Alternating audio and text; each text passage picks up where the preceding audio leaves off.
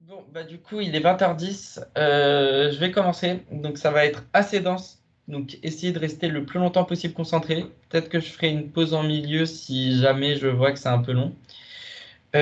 Du coup, et aussi si j'ai besoin de prendre de l'eau, parce que vu le débit de parole que je vais avoir à faire.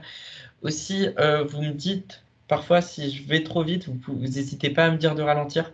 Parce que je sais que j'ai tendance parfois à un peu accélérer quand je parle, même si je vais faire un gros effort.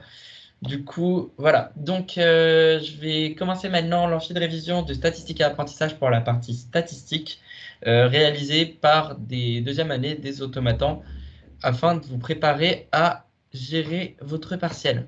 Donc, une petite introduction. Donc, en gros, ce qui se passe maintenant, donc pourquoi est-ce qu'on fait des stats en fait? On fait des stats parce que en ce moment, comme on commence à être de plus en plus performant sur la manière dont on est capable de faire des mesures, on a envie de mieux comprendre les phénomènes du monde qui nous entoure. C'est-à-dire, par exemple, comme on est capable de bien faire des mesures, on peut utiliser nos données pour prédire des phénomènes, comme par exemple prédire l'arrivée de séismes ou réaliser des prédictions du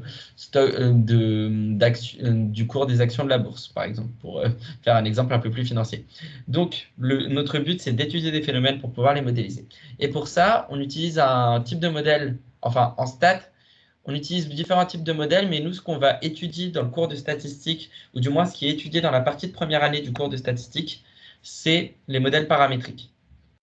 Les modèles paramétriques, en gros, c'est des modèles qu'on peut définir par une fonction de densité régie par un ou plusieurs paramètres. Comme par exemple là, du coup, vous pouvez voir différentes courbes de Gaussienne avec des moyennes et des écarts types différents. Ça, par exemple, c'est un modèle paramétrique dont les deux paramètres, donc, c'est la moyenne et l'écart type. Donc maintenant, on va mettre un peu de formalisation dans tout ça. Donc, niveau formalisation, donc, on va définir ce qu'est un échantillon aléatoire. En gros, un échantillon aléatoire de taille n, c'est la variable aléatoire qui permet de représenter nos mesures. C'est-à-dire, on décrit nos mesures donc, par un vecteur aléatoire, x1, xn, qui sont, d'ailleurs, je ne l'ai peut-être pas dit, ah si, c'est bon. Elles sont indépendantes et de même loi, et on note ça IID. Et donc, le vecteur aléatoire x1, xn, c'est notre vecteur d'observation. Du coup, maintenant, on a des échantillons d'observation et ces échantillons, on va tenter de les décrire. Donc, comment est-ce qu'on va tenter de les décrire? On va les décrire par une statistique. Une statistique, c'est donc en prenant une application mesurable de l'ensemble de nos variables dans un certain espace mesurable qui va être généralement R, notre statistique, ça va être la composée du coup de cette fonction avec notre vecteur aléatoire, formellement. Sinon, c'est juste une fonction de nos mesures. Et ça va nous permettre de décrire notre échantillon et d'en tirer quelque chose qui parle. Donc, dans l'idée, maintenant, on va aussi formaliser la définition d'un modèle paramétrique. D'abord, un modèle paramétrique, c'est une famille de modèles statistiques. Un modèle statistique, c'est juste une famille de lois de probabilité sur un ensemble muni d'une tribu. Si cette famille est paramétrisable donc par un gros ensemble qui est inclus dans RD, alors on va dire que c'est un modèle statistique paramétrisable qu'on va noter M de θ, qui en gros, M de θ, du coup, c'est un ensemble de lois de probabilité. Et là, il va falloir faire gaffe parce que c'est un peu tricky. Si la loi admet une densité, on va le définir par un ensemble de fonctions de densité. Ou si la loi est discrète, on appelle ça une fonction de masse, tandis que quand la loi est continue, c'est une densité. Ce n'est pas toujours le cas, mais dans les modèles qu'on va étudier en stats, du coup, généralement, les lois vont admettre une densité ou une fonction de masse, et du coup, on ne va plus parler des fonctions par leur loi de probabilité, mais généralement, on va plutôt en parler par leur densité. Et si vous voulez faire la distinction dans les slides entre la loi de probabilité et la densité, c'est simple. Une loi de probabilité, on met une majuscule, la densité, c'est un P ou c'est un ρ. Donc, si ça c'est clair, maintenant on va pouvoir continuer. Donc, on a un modèle statistique, on a notre modèle paramétrique, on a nos échantillons et on peut maintenant chercher des statistiques pour décrire le paramètre qu'on cherche à trouver. C'est-à-dire qu'on va tenter de trouver une statistique qui, à partir de nos mesures, va nous permettre d'estimer le paramètre qui décrit la loi de nos données pour pouvoir justement faire des prédictions ou décrire des phénomènes de manière plus ample. Pour ça, on a plusieurs méthodes. Parce que donc on veut chercher la statistique qui nous permet d'estimer notre paramètre θ étoile. Donc on cherche à estimer une loi et la première méthode, c'est la méthode des moments. Le but de cette méthode, c'est d'estimer une loi à partir par exemple de sa moyenne, de sa variance ou du moment d'ordre k. Pour cela, on va donc prendre un échantillon aléatoire IID, donc x1, xn, on a nos n mesures et on va les supposer de lois appartenant à p de θ, donc une mesure de probabilité p de θ, et θ tel que donc à k fixé, on égalise donc l'espérance de la loi suivant p de θ avec l'espérance empirique. L'espérance empirique, du coup, c'est juste la somme de nos xi à la puissance k sur n. Et donc là, à droite, avec l'intégrale, vous avez la plus grosse l'égalité de manière plus détaillée, c'est-à-dire que l'intégrale soit égale à la moyenne empirique.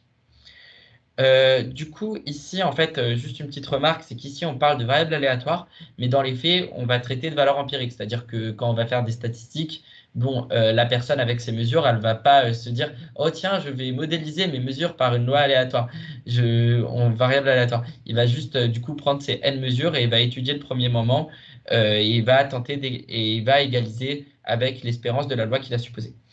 Et aussi, juste un petit point notation, c'est que à la place de du coup espérance de p de θ qui est une notation assez lourde, on va noter espérance de θ. C'est donc espérance de θ, c'est l'espérance selon donc en fait l'intégrale ou la mesure de probabilité, c'est p de θ. Voilà. Du coup, maintenant, on va faire un petit exemple de calcul d'estimateur par la méthode des moments. Donc, on prend x, une variable aléatoire qui suit une loi de Bernoulli de paramètre alpha avec alpha dans 0,1. On va estimer alpha avec le moment d'ordre 1 à l'aide de notre petit n échantillon d'observation IID de loi inconnue, mais on sait que la loi, en fait, elle suit une loi de Bernoulli. C'est-à-dire, en gros, c'est un peu, j'aurais peut-être pu mieux le formuler, mais en gros, c'est on a un n échantillon d'observation qui suit une loi de Bernoulli de paramètre alpha, mais on ne sait pas quelle est alpha. Donc, on se dit que l'espérance de alpha pour une variable aléatoire qui suit une loi de Bernoulli, c'est alpha. Ça, c'est juste, ça, c'est, normalement, c'est connu, mais en vrai, c'est juste pour une loi de Bernoulli, retenez que c'est l'espérance d'une variable aléatoire suivant une loi de Bernoulli, c'est la valeur du paramètre. Et du coup, si on égalise cette espérance avec l'espérance empirique, on a donc que alpha, c'est la moyenne empirique. Et on pose cette moyenne empirique, on va la noter x bar par la suite. C'est juste une histoire de notation parce que c'est plus compact à écrire qu'une somme sur n. Et du coup, on pose comme estimateur de alpha, alpha chapeau, c'est la somme pour i allant de 1 à n des xi sur n. Aussi, autre point de notation, donc, qu'on va voir assez souvent, en gros, quand on parle d'un estimateur, du coup, on se ramène à des variables aléatoires. Et donc, à chaque fois, on finira sur alpha chapeau égale à machin en forme variable aléatoire. Est-ce que jusque-là, vous avez des questions?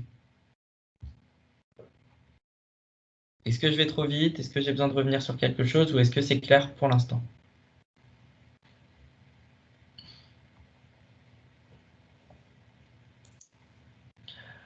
Non, c'est bon. Pardon, tu peux revenir sur la slide précédente? Ouais.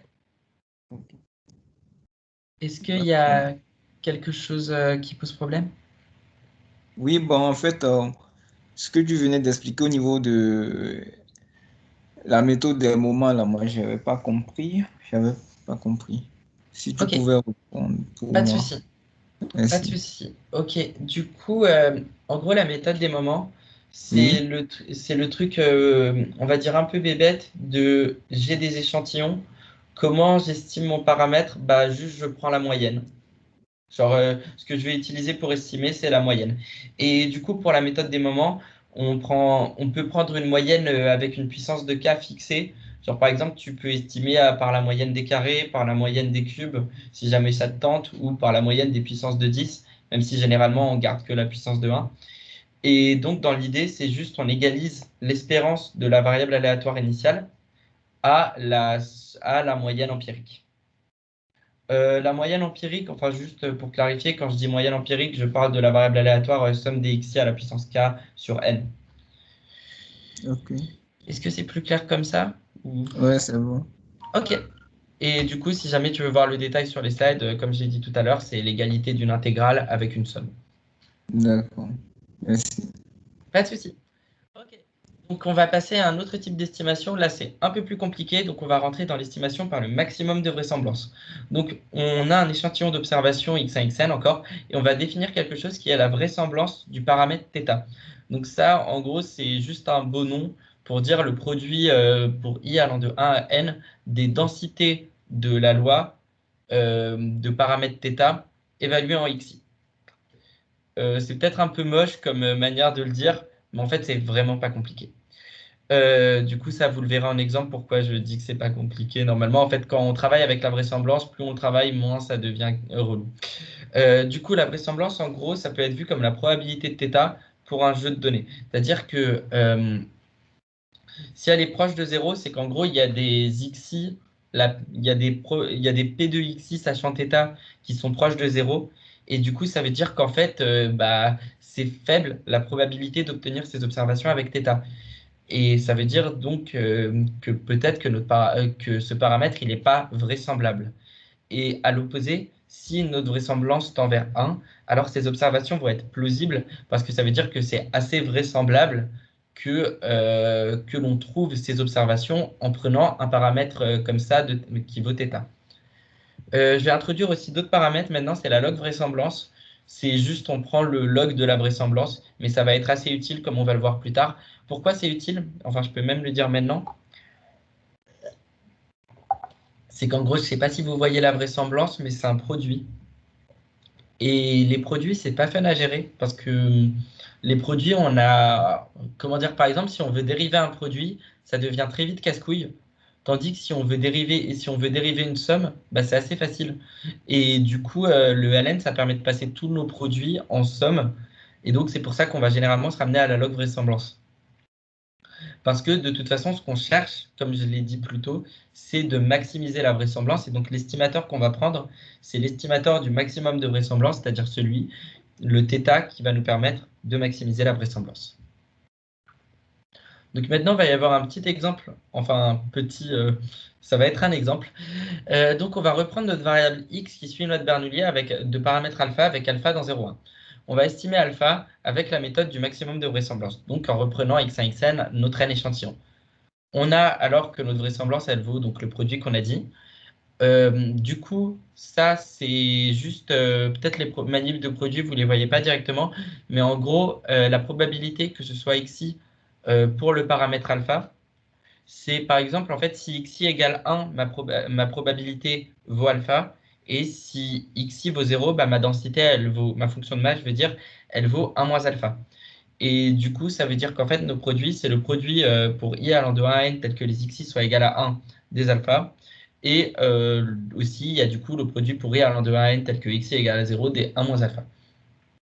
Sur le moment, c'est peut-être un peu perturbant, mais en vrai, si vous vous posez dessus avec un crayon et un papier, je vous jure, ça passe bien.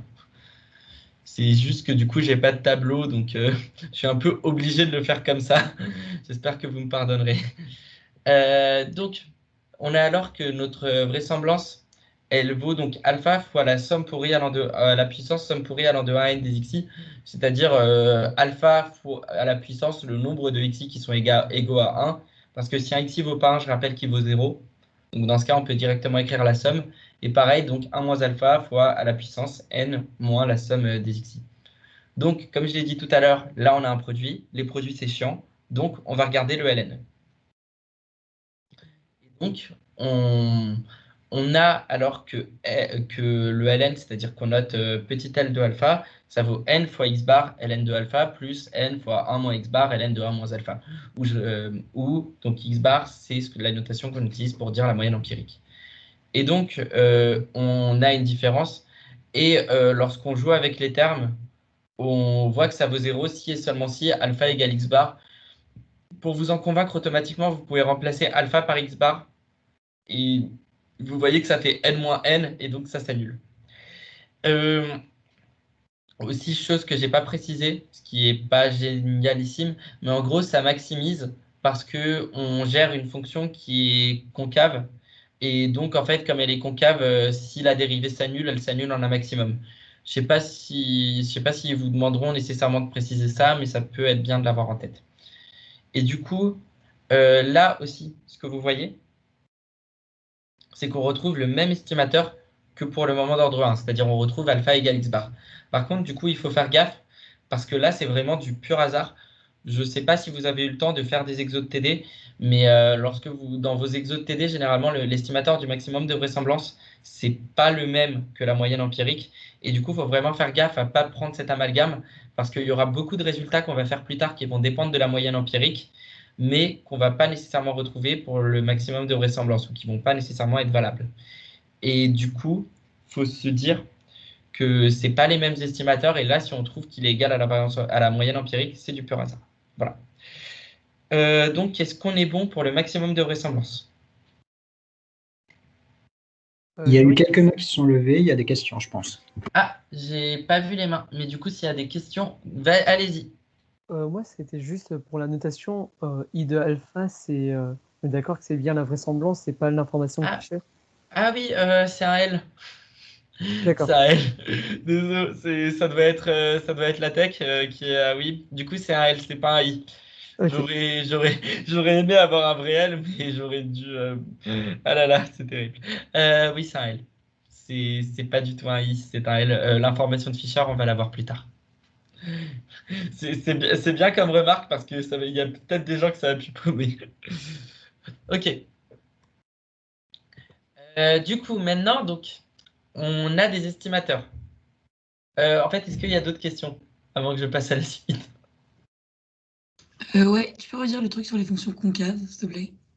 Ouais, alors, ça, limite, notez-le, c'est juste que, en gros, quand on a une fonction concave, c'est un résultat que je pense qu'il faut admettre. Quand on a une fonction concave et que la dérivée s'annule, en gros, elle s'annule en un maximum. Et du coup, c'est juste pour dire que dans ce cas, lorsqu'on annule la dérivée, on a bien que c'est le maximum de vraisemblance.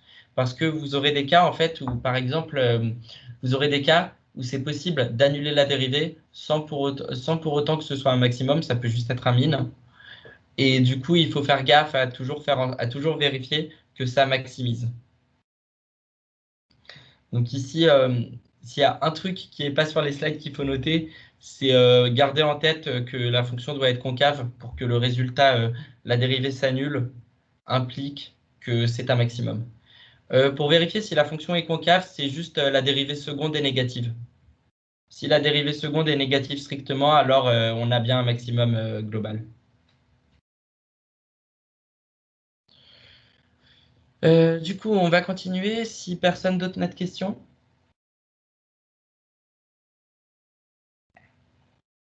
Non, c'est bon. Super. Du coup, maintenant, vous avez vu, donc on a différents estimateurs. C'est-à-dire qu'on a par exemple l'estimateur des moments, en prenant le moment d'ordre 1, le moment d'ordre 2, ou l'estimateur du maximum de vraisemblance. Le souci, c'est qu'en gros, quels estimateurs vont être pertinents? C'est-à-dire quels estimateurs vont nous permettre de bien donner nos paramètres et donc d'être les estimateurs nous permettant d'approcher le plus nos données. Donc, comment comparer les estimateurs pour trouver ceux qui réalisent la meilleure modélisation? Donc, première définition, là, ça va être un peu chargé en définition. De toute façon, cours de stats, il y a une tonne de définitions. Désolé, mais on va devoir passer par là. On va définir le risque quadratique.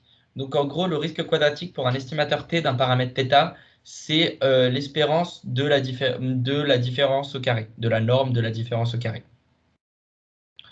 Du coup, c'est-à-dire là, c'est juste à quel point est-ce que notre estimateur approxime en moyenne notre paramètre θ.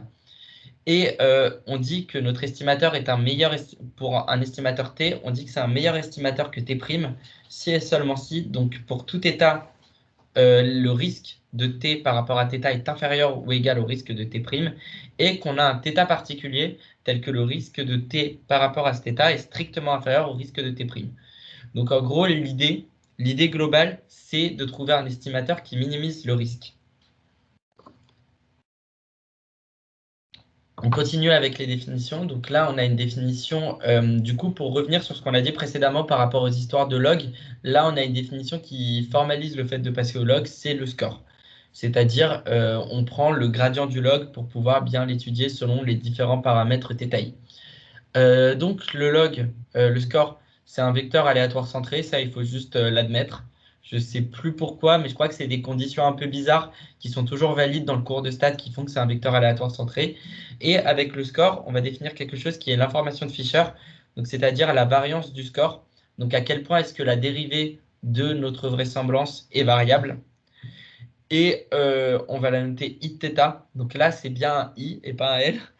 Et du coup, la variance de notre score, c'est l'espérance du coup du score fois sa transposée dans le cas où le score est vectoriel.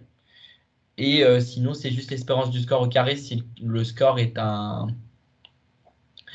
scalaire. Et sous des conditions de régularité qui sont toujours vérifiées dans le cours, c'est aussi moins l'espérance des dérivées partielles en chaque θi, en chaque couple θi, θj. Donc ça, c'est les deux définitions, elles peuvent être utiles selon le cas que vous étudiez. La définition du score, elle est plus facile, par exemple, si on étudie un scalaire. Mais si on étudie quelque chose de vectoriel, comme dans le cas d'une loi normale, ça peut être plus utile de prendre la deuxième définition. Du coup, on va faire un petit exemple pour illustrer l'information de Fisher et le score. Donc, on va reprendre x qui suit une loi de Bernoulli de paramètre alpha. Et on a alors notre fonction de masse en alpha, en x, je veux dire, qui vaut alpha puissance x fois 1 moins alpha à la puissance 1 moins x. On prend le log, on dérive, et en dérivant, on tombe sur x moins a sur alpha fois 1 moins alpha. Maintenant, on repasse à la variable aléatoire pour avoir une vraie variable aléatoire, en fait. Et on en déduit donc le score. Pour calculer l'information de Fisher, donc on va prendre l'espérance du score au carré. Et comme la variable aléatoire au carré, elle suit une loi de Bernoulli, on a donc que l'espérance de x moins alpha au carré, ça vaut alpha fois 1 moins alpha, ce qui nous donne l'information de Fisher. Est-ce que c'est clair niveau calcul? S'il y a besoin d'un peu de temps pour process, pas de souci. Du coup, est-ce que les histoires de score, information de Fisher, est-ce que c'est pas la dérivée seconde du... Je regarde les questions. Avant, est-ce que dans la slide précédente, c'était pas la dérivée... Pour le score? Non, pour le score, c'est pas la dérivée seconde du log. Pour l'information de Fisher? Oui. Ah oui, c'est vrai, c'est la dérivée seconde du log. J'ai fait une connerie, je crois. Il faut que je recheck, mais il me semble que c'est bien la dérivée. J'ai un doute. Je saurais plus dire. Je crois que c'est bien la dérivée seconde du log. Si quelqu'un qui a son cours de stats à côté de ses yeux peut checker, parce que moi là je l'ai pas directement, et mettre une réponse dans le chat, ce serait ouf. Sinon, d'autres questions?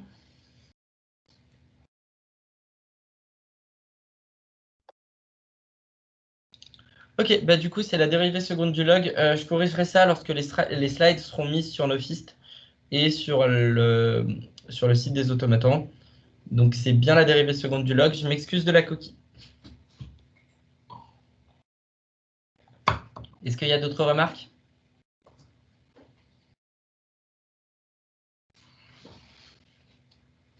Ok, bon, bah, on va pouvoir continuer. Du coup, autre définition, maintenant on va définir le biais d'un estimateur. Le biais d'un estimateur, c'est juste à quel point est-ce qu'il est proche en moyenne du paramètre qu'on cherche à approcher. Donc c'est l'espérance de l'estimateur évaluée selon la loi P de θ moins le paramètre θ si notre estimateur est intégrable. Petite définition, c'est un estimateur sans biais si le biais est nul. Maintenant, on va définir une notion qui marche que pour les estimateurs sans biais, c'est la notion d'efficacité. Donc, on prend T, T' des estimateurs sans biais, de θ pour θ dans notre ensemble qu'on étudie, et on dit qu'un estimateur T est plus efficace que T' si on a des inégalités de matrice. Donc, en gros, si Vθ de T', si la variance en θ, la matrice de variance de l'estimateur de T' moins la matrice de variance de l'estimateur T est une matrice symétrique positive, c'est-à-dire à spectre dans R+. En pratique, on n'aura quasiment jamais à regarder des matrices. Donc en pratique, c'est juste si la différence est positive. Mais dans le cas où, par exemple, vous avez de la dimension 2, je me suis dit c'est peut-être une bonne idée de mettre direct les matrices. Donc voilà, c'est un estimateur plus efficace si la différence des matrices est à spectre dans R+. Et un estimateur sans biais et de variance minimale si sa matrice de variance, si la matrice de variance de n'importe quel autre estimateur moins la sienne est une matrice symétrique positive. Et si on parle juste de dimension 1, si sa variance est la variance minimale. Du coup, l'information de Fisher, on voit maintenant pourquoi c'est utile. Parce que, en fait, pour n'importe quel estimateur sans biais de θ, de carré sommable, sa matrice de variance sera supérieure à l'inverse de l'information de Fisher. C'est ce qu'on appelle la bande de Cramer-Rao, cette inverse de l'information de Fisher. Et du coup, si on a un estimateur sans biais de θ dont la variance vaut la bande de Cramer-Rao, c'est un estimateur qui minimise le risque et qui est donc un estimateur efficace et optimal. C'est-à-dire c'est le genre d'estimateur qu'on voudra utiliser. Puisque comme il est sans biais, j'avais pas mis la décomposition biais-variance, mais comme il est sans biais, en fait, son risque vaut sa variance. Et du coup, comme son risque vaut sa variance, bah, ça veut dire que si sa variance vaut la bande de Cramer-Rao, alors il minimise le risque. Et du coup, c'est un estimateur qui, en moyenne, se rapproche de θ. Se rapproche le mieux de θ. Ok. Maintenant, est-ce qu'il y a des questions sur les différents trucs qu'on a abordés avant? Ouais, juste pour la bande de Cramer-House, ça correspond à quoi déjà le V de θ de t?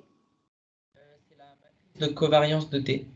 Si T, alors, c'est un peu relou à définir une matrice de variance. En gros, c'est la. Alors, j'avoue que là, la matrice de variance de T, je pense que c'est. Alors, Non, non, mais du coup, c'est bon, je sais, j'avais juste pas compris que c'était cette matrice-là. ouais. Et sinon, juste dans le cas le plus courant qui est T, si T va dans R, c'est-à-dire si ta statistique va dans R et que tu es dans un cas de dimension 1, c'est juste la variance. Ok.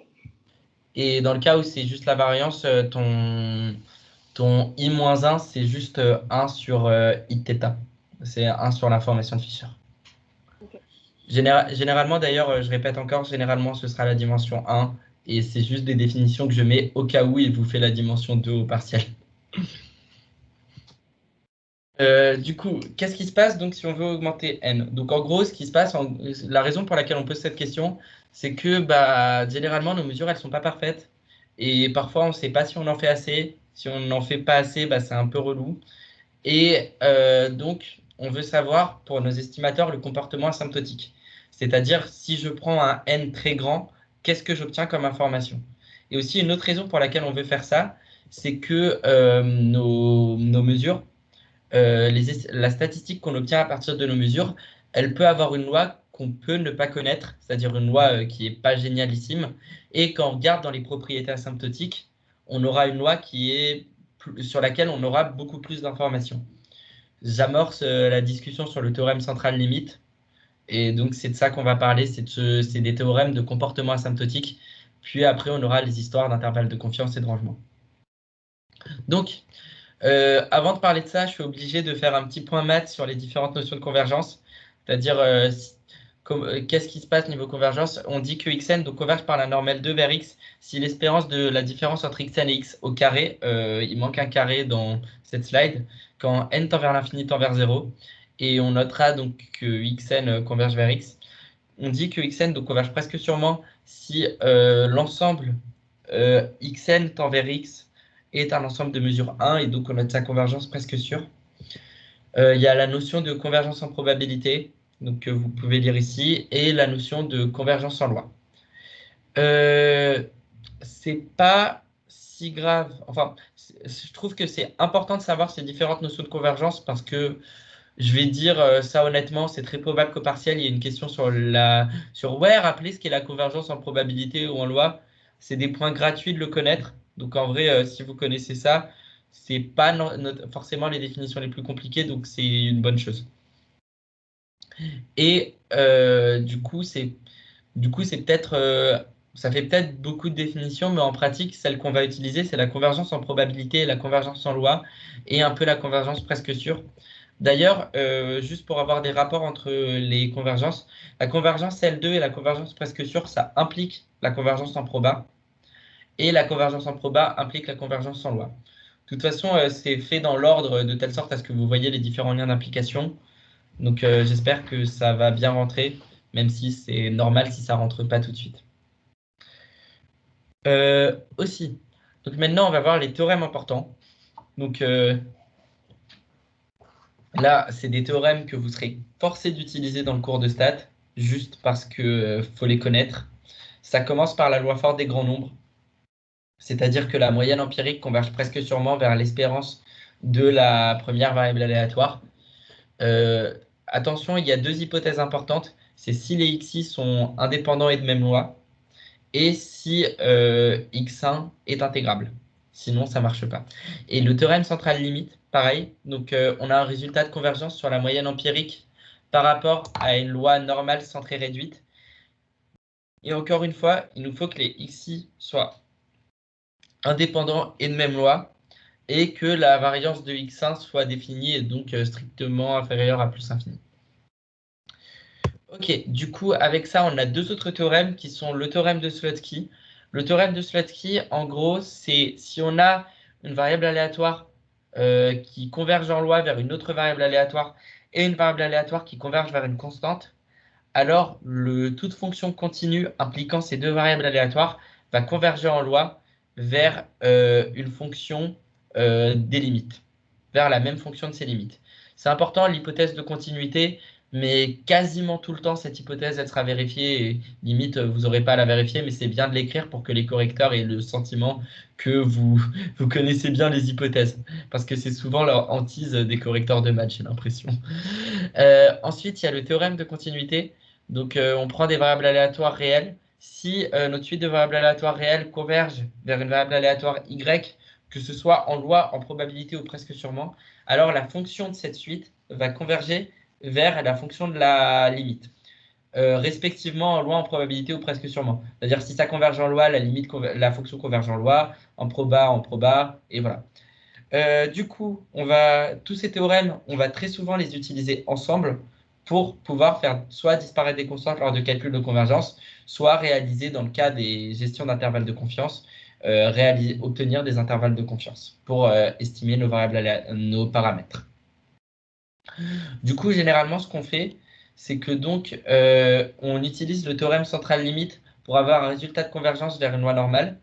Une fois qu'on a ce résultat de convergence, on remplace une variable en utilisant le théorème de Slotsky. Généralement, on remplace la variance parce que l'espérance, généralement, elle nous donne des informations sur le paramètre. Et donc, on remplace la variance à l'aide du théorème de Slotsky qu'on gère aussi conjointement avec le théorème de continuité pour avoir des résultats. Et donc ça, il y aura un exemple quand on va gérer les intervalles de confiance pour que ce soit beaucoup plus clair pour voir comment tout s'articule. Ok. Du coup, maintenant, on continue encore sur des définitions parce qu'il y en a des tonnes dans le cours de stats. Mais généralement, c'est des définitions, on va dire, intuitives. Par exemple, du coup, on définit qu'un estimateur est asymptotiquement sans biais si la limite de son biais est nulle, quel que soit le θ.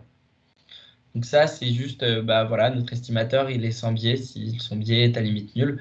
Un estimateur est convergent s'il tend en probabilité vers la variable qu'il cherche à estimer et fortement consistant s'il tend presque sûrement. Pour rappel, la convergence presque sûre, elle implique la convergence en proba. Du coup, c'est normal qu'il y ait un rapport de fortement consistant et consistant. Autre truc à définir, c'est la vitesse de convergence. Donc la vitesse de convergence, c'est juste si on a une suite à n qui est strictement positive et qui diverge vers plus l'infini, et une variable aléatoire non constante presque sûrement, et qu'on a la suite à n fois notre estimateur moins la variable qui cherche à estimer, qui tend vers la variable aléatoire z, on note alors que n, c'est la vitesse de convergence de l'estimateur tn. Je vais juste faire un petit exemple. On va revenir donc vers le théorème central limite. En gros, notre vitesse de convergence, c'est juste racine de n.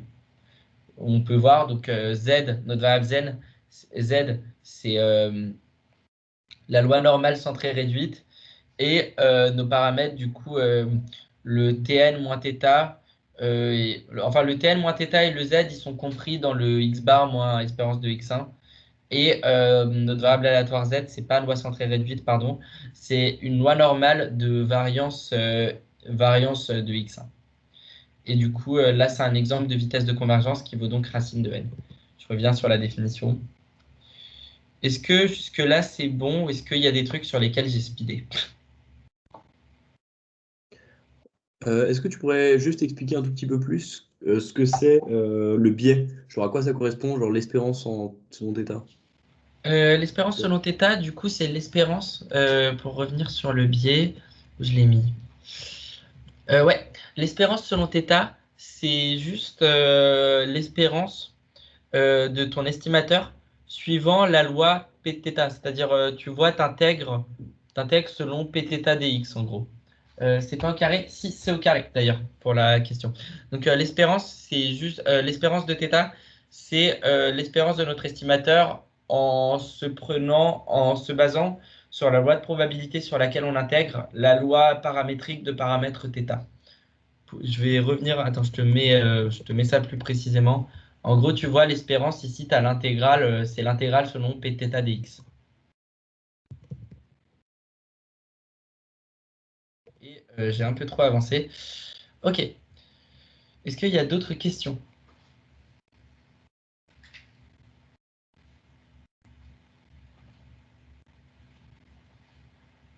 Ok, bah super. Du coup, on continue avec les définitions. Donc, un estimateur Tn de θ, il est dit asymptotiquement normal si donc le racine de n fois Tn moins θ, ça converge en loi vers une loi normale centrée et, et vers une matrice de variance donnée par une matrice de covariance ne dépendant pas de n. Et on l'appelle variance asymptotique associée à l'estimateur normal Tn. Du coup, juste pour revenir sur ça, donc cette définition asymptotiquement normale, si vous vous rappelez du théorème central limite, bah, l'estimateur du coup de la moyenne empirique, il est asymptotiquement normal. Parce que donc ça tend vers Enfin, si l'espérance de... Comment dire?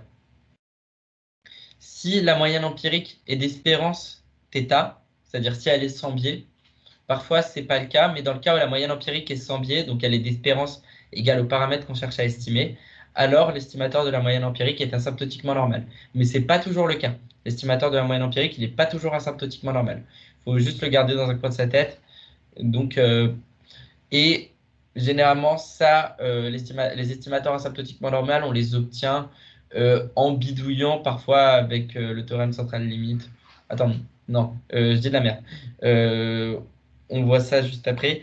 Mais les estimateurs asymptotiquement normaux, en gros, c'est juste un estimateur dont racine de n fois Tn moins θ, ça tend vers la variance, vers une matrice de covariance en θ qui ne dépend pas de n.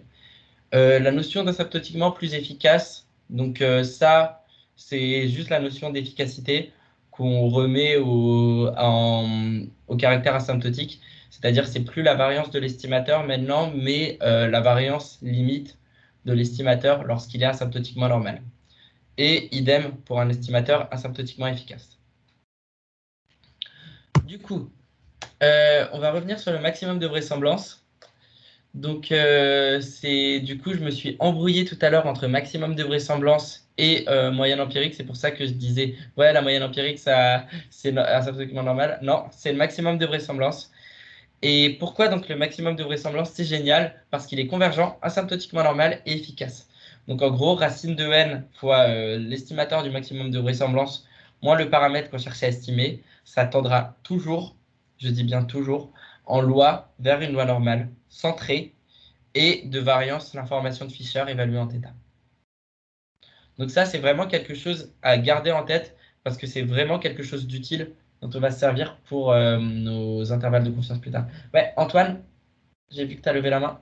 Je comprends pas pourquoi le théorème central limite ne fournit pas la convergence de la moyenne empirique. Il est convergent. C'est juste que, en gros, il n'est pas asymptotiquement normal. Parce que tu as des lois où, par exemple, du coup, on va revenir, tu as des lois où l'espérance de x1, ce n'est pas le paramètre que tu cherches à estimer. Par exemple, quand tu prends une loi exponentielle, l'espérance de la loi exponentielle, c'est 1 sur le paramètre. Et du coup, là, le théorème central limite, il ne te donne pas un estimateur asymptotiquement normal pour le paramètre lambda de ta loi exponentielle. Est-ce que c'est plus clair? Oui, d'accord. C'est du coup juste parce que l'espérance, elle peut être différente du paramètre, en fait. Et dans le cas où l'espérance est le paramètre, ça ira. Ouais, dans le cas où l'espérance est le paramètre, c'est bon. C'est juste que parfois, bah, ça l'est pas, et dans ce cas, pas de bol. Tandis que le maximum de vraisemblance, bah, lui, c'est toujours le cas. Donc, lui, c'est cool. Et donc, voilà. Donc, maintenant qu'on a fini avec le maximum de vraisemblance, maintenant qu'on a dit ça, on va faire un petit exo d'illustration pour montrer pourquoi le maximum de vraisemblance, c'est génial. Du coup, c'est pour ça aussi que je me suis encore emmêlé les pinceaux, c'est parce que là, évidemment, le maximum de vraisemblance est égal à la moyenne empirique. Donc, on reprend notre x qui suit une loi de Bernoulli de paramètre alpha. Donc, par la force des grands nombres, on a que notre moyenne empirique, elle converge vers notre estimateur. Ça va être le paramètre qu'on cherche à estimer. Et on a donc que l'estimateur du maximum de vraisemblance est fortement convergent, donc convergent. Et par théorème central limite, on a qu'il est asymptotiquement normal. Et même, du coup, on a calculé l'information de Fisher plus tôt. Et on voyait que l'information de Fisher, c'était 1 sur alpha fois 1 moins alpha. Et là, on voit que ça tend vers l'information de Fisher. Donc là, c'est juste pour l'ancrer dans la tête que l'estimateur du maximum de vraisemblance, il est pas fortement convergent, mais juste convergent. Ça, c'est déjà important. Et par théorème central limite, que ça converge en loi vers une loi normale centrée réduite et que du coup, on peut utiliser le résultat pour avoir la convergence en loi vers une loi normale. Et donc, que ça vérifie l'information de Fisher. Mais du coup, encore une fois, l'utilisation de la loi forte des grands nombres et du théorème central limite, c'est que là, parce que notre estimateur du maximum de vraisemblance, c'est la moyenne empirique. Vraiment, faites gaffe. Je le redis. Mais en vrai, normalement, dans tous les cas, vous aurez souvent à gérer la moyenne empirique plus que souvent. Donc en vrai, mais c'est juste vraiment pour faire gaffe dans les quelques cas où c'est pas le cas. Et donc, faut pas dire de bêtises parce que sinon les correcteurs, ils aimeront pas. Ok. Du coup, donc après tout ça, donc on a mis plein de résultats asymptotiques. Sauf que c'est cool, mais je sais pas si vous connaissez l'infini. Ah, ouais, on me demande de répéter parce que j'ai pas fait de pause. C'est vrai. Répétition, donc ce que je disais, c'est que l'estimateur du maximum de vraisemblance, donc il est bien convergent asymptotiquement normal et efficace, mais c'est pas forcément le cas pour l'estimateur de la méthode des moments, enfin pour la moyenne empirique. La moyenne empirique, par théorème central limite, on a des résultats dessus, et par loi forte des grands nombres, mais ça implique pas nécessairement qu'on tombe vers quelque chose, vers un estimateur qui est asymptotiquement normal. Après, généralement, on va utiliser le théorème central limite parce que c'est ultra utile pour faire des approximations pour la construction d'intervalles de confiance. Mais c'est juste un truc à retenir que l'estimateur de la méthode des moments et le maximum de vraisemblance n'ont pas les mêmes propriétés. Et là, on peut les confondre juste parce que c'est les mêmes dans le cas de la loi de Bernoulli. Est-ce que tout est bon? Si tout est bon, je vais continuer. Du coup, donc, on a plein d'estimateurs maintenant. On a des moyens d'obtenir des résultats à l'infini sur θ.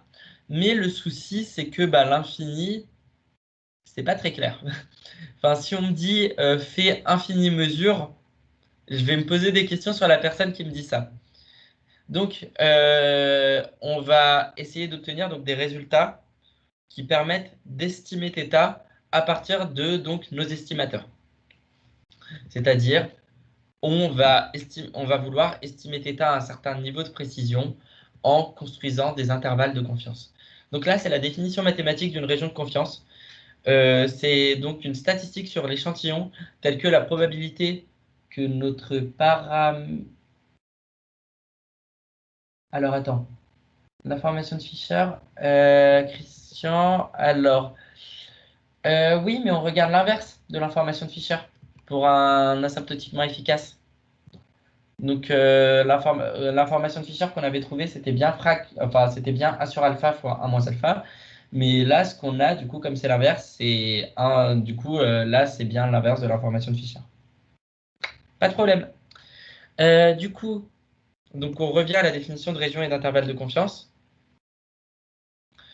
Donc, c'est une statistique sur notre échantillon telle que la probabilité que notre paramètre θ étoile soit dedans soit supérieure ou égale à 1 moins alpha. Et si cette probabilité vaut 1 moins alpha, on dit que notre région est de taille 1 moins alpha. Voilà. Et si notre ensemble est inclus dans R, bah, c'est cool parce que du coup, notre statistique, elle va être inclue dans R et on parle d'intervalle de confiance. Juste notre statistique, du coup, c'est une fonction qui a notre échantillon associé à un intervalle. C'est-à-dire, là, ce n'est pas une fonction qui va de Rn dans R, c'est une fonction qui va de Rn dans l'ensemble des intervalles. Et petite définition qu'on ne va pas trop utiliser, mais qui est peut-être sympa de savoir, le taux de couverture, c'est juste la probabilité que notre paramètre soit dans l'intervalle de confiance. Ok, du coup, on a des intervalles de confiance, c'est cool, mais comment est-ce qu'on les construit? Pour les construire, donc on va utiliser ce qu'on appelle une fonction pivotale.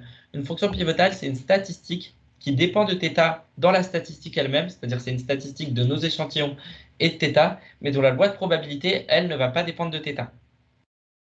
On parle alors de loi de probabilité libre. Et des lois utiles qui vont nous permettre d'obtenir des fonctions pivotales, même si là, je ne vais pas trop rentrer dans les détails, mais c'est utile de connaître l'existence de ces lois. C'est les lois du Qui2 et les lois de Student. Donc, les lois du Qui2, un Qui2, en gros, c'est une somme, un Qui de n, c'est une somme de n variables gaussiennes élevées au carré, variables gaussiennes centrées réduites et indépendantes. Et la loi de Student, c'est ce truc un peu bizarre qui est une variable gaussienne centrée réduite sur la racine d'une loi de Qui2 sur son paramètre. Voilà, c'est ce qu'il y a à savoir sur ces lois. Et après, ce qu'il faudrait savoir, c'est qu'elles sont utiles pour établir des régions de confiance. Donc, on va encore continuer avec une autre définition, c'est la définition des quantiles. Donc là, il y a une petite image pour bien accompagner ce qu'est un quantile. En gros, un quantile, c'est si on prend R dans 0,1, le quantile, c'est la valeur réelle à partir de laquelle on a atteint, on a que notre fonction de répartition est supérieure à R. C'est-à-dire, par exemple, si on prend R égale à 0,1, le quantile 0,1, c'est à partir de ce moment qu'on est supérieur à 10% de nos données. C'est-à-dire qu'à partir du quantile de 0,1, on est arrivé à 10% de nos données. Si f est continu, dans ce cas, on ne se pose plus les questions de inf, c'est juste le quantile, il vaut R. Parce qu'en gros, la question de l'inf, c'est parce que la fonction de répartition, elle n'est pas vraiment continue dans certains cas. Et pareil, elle n'est pas nécessairement strictement croissante, elle est juste croissante. Et si elle est strictement croissante, on peut même utiliser que c'est la réciproque de R. Est-ce que la notion de quantile est claire? Parce que c'est un truc qui n'est pas facile à expliquer, mais j'ai mis du coup une petite image pour que ça se voit mieux, histoire de bien la comprendre. Parce que les quantiles, on va en parler tout le temps après.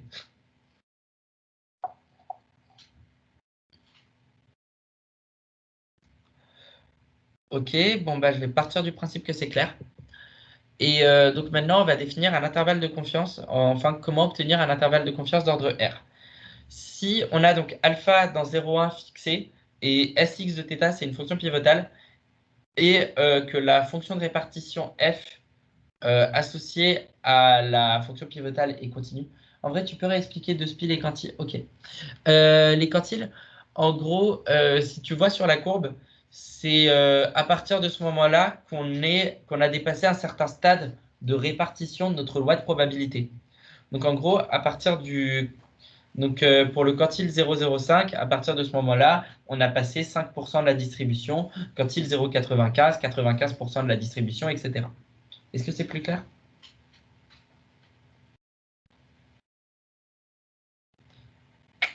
Super. Donc, on reprend pour les intervalles de confiance d'ordre R. Donc, pour les histoires de fonctions de répartition, donc dans le cas où la fonction de répartition est continue, sauf erreur, comme généralement on étudie des fonctions à densité, c'est quasiment toujours le cas.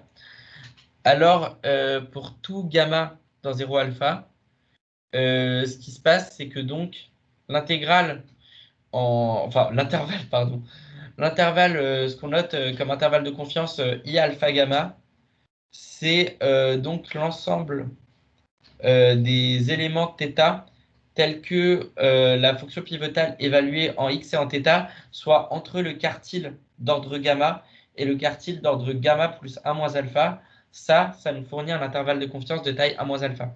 C'est un résultat assez important, mais qui a certaines propriétés plus importantes qu'on va exploiter et qu'on utilisera en pratique. Du coup, là, vous pouvez prendre le résultat directement. Et après, il y aura une petite astuce qui modifiera légèrement le résultat. Et c'est cette petite astuce qu'on va utiliser plus souvent. Donc, remarque.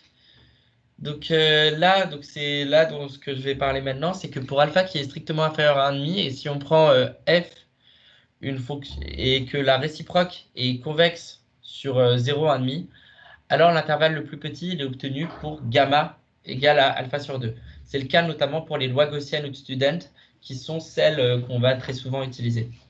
Et pour la loi symétrique, et pour le cas d'une loi symétrique centrée, dans ce cas-là, ou quand on étudie une loi de student, comme c'est des lois symétriques, c'est des lois d'espérance nulle à la distribution symétrique, on a alors que Q de alpha sur 2, c'est Q de 1 moins alpha sur 2. Et c'est moins Q, pardon, de 1 moins alpha sur 2. Et dans ce cas, on a alors que si alpha il est dans 0, 1 fixé, que donc I de alpha, alpha sur 2, l'intervalle dont on parlait, qui est l'intervalle qui va être utile, en gros, le seul quartile qu'on va étudier, c'est Q de 1 moins alpha sur 2. Et ça facilite beaucoup la construction des intervalles de confiance. Du coup, c'est tout pour la construction d'intervalles de confiance. Et maintenant, est-ce que vous avez des questions avant qu'on fasse le dur retour à la réalité?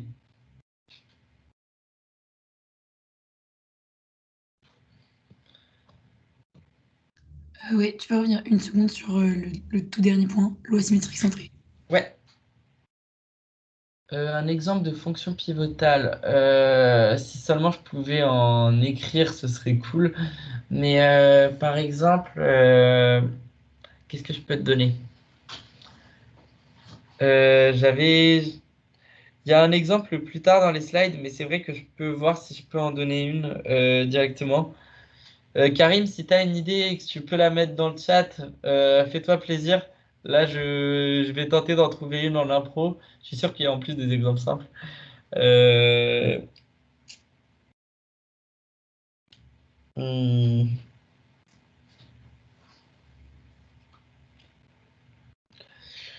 J'avoue. Une stat avec le TCL. Ça, non, ça c'est asymptotiquement pivotal. Typiquement, alors, en gros, c'est un. Je pourrais, Kevin, attends, du coup, il va y avoir un speedrun des slides. Speedrun.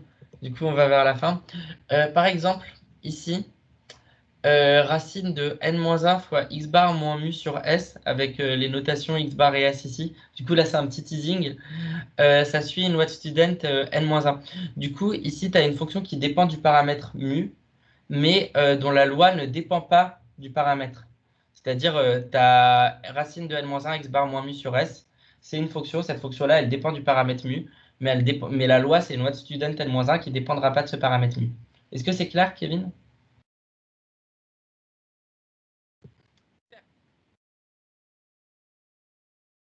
Bon, les gens, je tiens à dire que vous avez survécu jusque-là. Donc, vous avez survécu jusqu'à la moitié de l'amphi. C'est une réussite. Et maintenant, donc, vous avez une petite image de Dino Mignon pour vous dire que vous retournez à la réalité. La réalité, c'est que les fonctions asymptotiquement pivotales, comme ce que je viens de montrer à Kevin, il n'y en a pas des masses. Enfin, généralement, il faut touiller pour les construire. Il faut lutter pour avoir quelque chose qui ressemble à quelque chose. Et donc, pourquoi faire ça quand en fait on peut considérer des comportements asymptotiques? Parce qu'on a vu des théorèmes sympas, justement ce que Anthony a dit, c'est-à-dire qu'avec le théorème central limite, on pourra obtenir des intervalles de confiance asymptotiques, c'est-à-dire que quand on prend notre n qui est très grand, on pourra obtenir des intervalles de confiance avec des lois qu'on connaît et qu'on sait utiliser. Donc, on retourne dans les définitions. Région de confiance asymptotique, donc en gros, c'est juste, c'est quand on fait tendre le x, en gros ici, il faut lire xn. Notre échantillon x, il faut lire un échantillon xn, x égale à x1, petit truc xn. Et du coup, on regarde tous nos résultats de manière asymptotique. Pareil pour une fonction asymptotiquement pivotale. C'est une fonction qui dépend dont la statistique dépend de θ, mais dont la loi limite ne dépend pas de θ. Par exemple, pour reprendre le cas de la loi de Bernoulli qu'on avait étudié, ce qu'on a par le théorème central limite, là, ça va nous donner une loi limite ne dépendant pas de θ, parce que c'est une loi normale centrée réduite. Et du coup, comment construire un intervalle de confiance asymptotique? C'est... Comment dire? Je vais dire c'est simple, parce que dans l'idée, c'est tout bébête. C'est juste que si on a une fonction asymptotiquement pivotale, dont la fonction de répartition de la loi limite est continue, alors l'intervalle de confiance, c'est juste, on encadre Sn par les quartiles par rapport à la loi de Y. En gros, c'est juste, on reprend comme les intervalles de confiance qu'on a vus précédemment, mais juste on change la loi par rapport à laquelle on regarde les quantiles. C'est-à-dire qu'avant, on regardait juste par rapport à la loi de Sn de θ. Et là, maintenant, on regarde par rapport à la loi de Y. Et du coup, on a les mêmes propriétés si Y suit une loi normale ou une loi de student, une loi normale centrée, pardon. Non, juste normale, pardon. Juste normale, on prend gamma égale à alpha sur 2, et si elle est centrée ou de student, on pourra utiliser le Q de alpha sur 2 égale moins Q de 1 moins alpha sur 2, ce qui est cool pour construire des intervalles. Du coup, on part sur un théorème important. C'est donc le théorème, c'est que si on prend Tn, un estimateur de θ asymptotiquement normal, qui vérifie racine de n fois Tn moins θ qui tend en loi vers une loi normale centrée avec une variance donnée, et que cette variance est donc strictement positive, enfin pas nécessairement variance, pardon. Et si cette fonction en θ est strictement positive et continue en θ, alors on a que racine de n Tn moins θ sur racine de v de θ et racine de n Tn moins θ sur racine de v de Tn. Ce sont des fonctions asymptotiquement pivotales pour θ. Et on a même que ça tend vers une variable aléatoire z de loi normale centrée réduite. Ça, vous pourrez voir dans le cours, ça s'obtient juste en utilisant le théorème de Slutsky. Enfin, il y en a un résultat qui s'obtient parce qu'on a la convergence en loi, et l'autre, c'est une application du théorème de Slutsky dont la preuve est bien faite dans le cours. Et il y a ensuite la méthode plugin. C'est juste...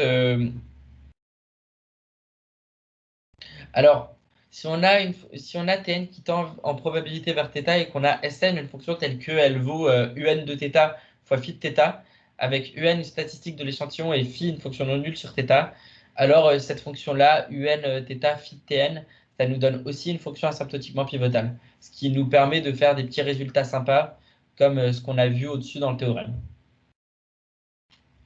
Donc ça, c'est des trucs qu'on n'utilise pas. Ouais, Antoine?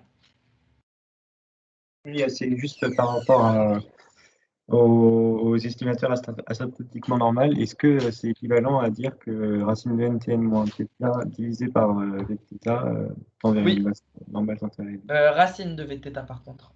Oui, bon. Ouais, c'est exactement ça.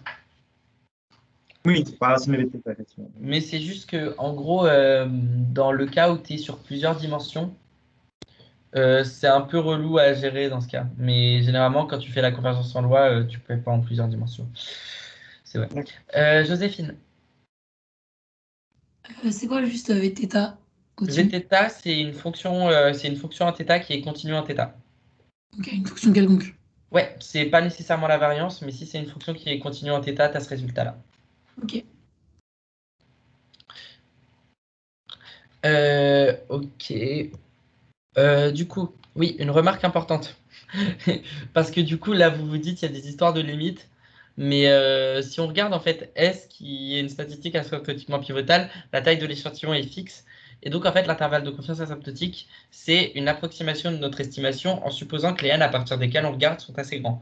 C'est-à-dire qu'on va se dire que par exemple à partir de n égale 100 ou n égale 1000, j'ai fait assez de mesures et dans ce cas, je peux juste dire que cet intervalle-là, Sn entre Q gamma et Q gamma plus 1 moins alpha, c'est un intervalle qui est bien. Voilà, c'est une remarque assez importante qu'il faut avoir en tête pour pas s'en mêler les pinceaux. Et donc, il y a un exemple sur la construction d'un intervalle de confiance. Donc, on a nos x1, xn qui suivent une loi de Bernoulli de paramètre θ. Je suis obligé de prendre θ parce que du coup, on utilise alpha ailleurs. Par théorème central et limite, comme nos échantillons sont indépendants et de même loi, ah oui, il faut que x1 et xn soient indépendants. Il y a une petite coquille à corriger. x1 et xn doivent être indépendants ici. Et du coup, par théorème central limite, on a que ça converge en loi vers une loi normale centrée réduite. Et donc, on a que notre statistique Sn, qui vaut racine de n fois xn moins θ sur racine de θ moins θ, est asymptotiquement pivotale.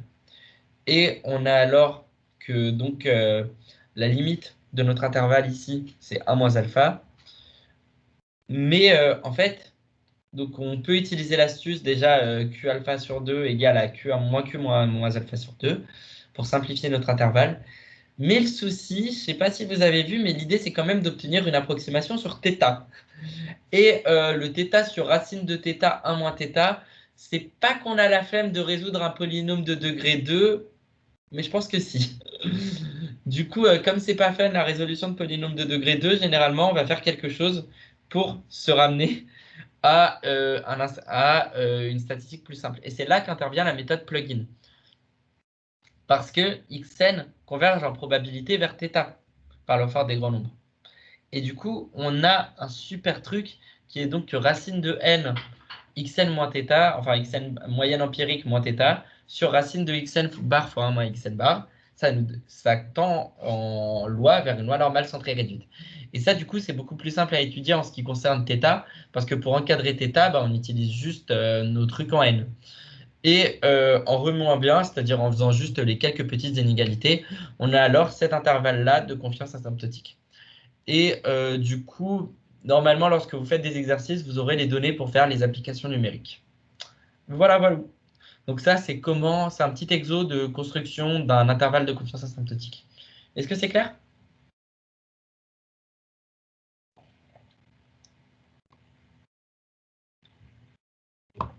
Et du coup, c'est pas un vrai intervalle de confiance. Enfin, je veux dire, c'est approximatif. Ouais, c'est ça. On n'est En pas gros, sûr que la probabilité soit exactement de 1 moins alpha que. ouais, là, du coup, ouais, c'est-à-dire si ton n est si tu fais tendre ton n vers l'infini, c'est bien le cas. Mais du coup, on ne sait pas là tout de suite, c'est un peu boueux. Mais dans l'idée, généralement, ce qui se passe, du coup, c'est que tu dis, mon n, il est très grand et du coup, ça marche. Parce qu'on ne peut jamais avoir l'infini, de toute façon. D'accord. Ok, du coup, maintenant, est-ce que c'est bon pour tout le monde? Ou est-ce qu'il y a d'autres mains levées qui veulent s'exprimer? J'ai une question. Vas-y. Comment tu passes des θ de la loi pivotale au xn bar juste après? Des θ de la loi. Ah oui. En gros, comme xn bar, ça tend en probabilité vers θ. Et que θ fois 1 moins θ, c'est enfin, on va reprendre la méthode plugin. On a que racine de θ fois. Donc en gros, notre fonction ici, v, c'est la fonction qui a θ associe θ fois 1 moins θ. Cette fonction, on est d'accord que si θ est différent de 0 et est différent de 1, elle est strictement positive et elle est même continue en θ. Et du coup, on a alors que v de θ, on peut alors remplacer racine de vθ par racine de vtn. D'accord, ok, Je merci. crois que j'ai oublié un truc sur le théorème, parce qu'il me semble que si... Karim, tu peux vérifier que est-ce que l'estimateur est convergent vers θ? Parce que je pense qu'il me manque ça. Ouais, il doit manquer...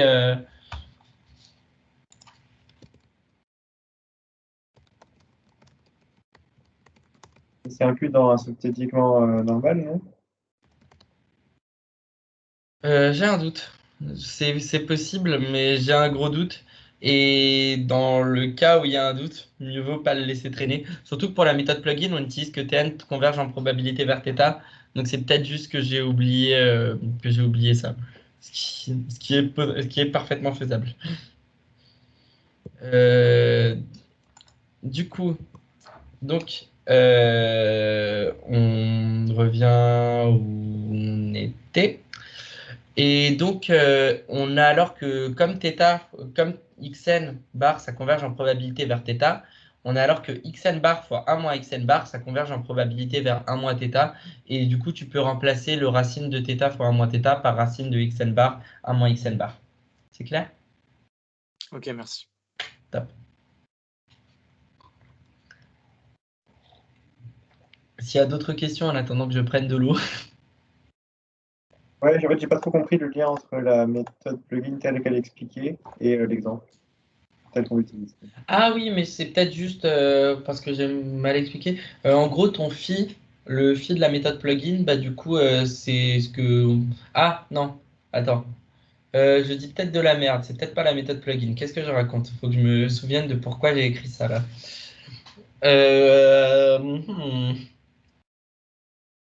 Si, oui, parce que Sn, du coup, tu peux l'écrire comme racine de n fois xn moins θ, ça c'est ton un de θ. Et ton psi de θ, c'est 1 sur racine de θ fois 1 moins θ. Et du coup, tu dis que c'est psi de xn bar, c'est-à-dire, du coup, tu l'évalues. Donc, tu évalues en xn bar le 1 sur racine de sur θ fois 1 moins θ, et du coup, tu remplaces θ, quoi. C'est bon, Antoine? Ouais, d'accord. Cool. Ok. Du coup, on va changer de paradigme. J'aurais peut-être dû mettre une image, mais j'ai zappé. Donc, dans l'estimation paramétrique, ce qui se passait, c'est qu'on étudiait θ comme un paramètre. Donc, on étudiait des résultats en fréquence. C'est-à-dire, on avait des estimations qui nous donnaient des résultats permettant d'estimer θ de manière fréquentielle à partir de nos données.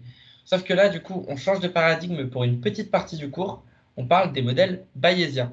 Donc, les modèles bayésiens, c'est des modèles où on étudie θ comme une variable aléatoire dans un ensemble grand θ qui est inclus dans un RP. Je crois qu'il y a un truc qui est passé au beamer qui a enlevé la multidimensionnalité. Donc, on note cette variable aléatoire var θ, enfin θ joli, et θ, c'est sa réalisation. On étudie alors maintenant la plausibilité que notre paramètre soit θ en fonction des données.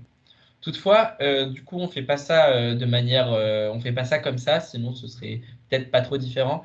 On se donne une loi de probabilité qui va traduire la connaissance qu'on a a priori sur la variable aléatoire qu'on nomme le prior. C'est-à-dire, on va déjà supposer quelque chose sur notre θ, et à partir de ça, on va tenter d'estimer le θ qui est le plus plausible par rapport à nos hypothèses initiales. Donc, c'est ce qu'on appelle un modèle statistique bayésien.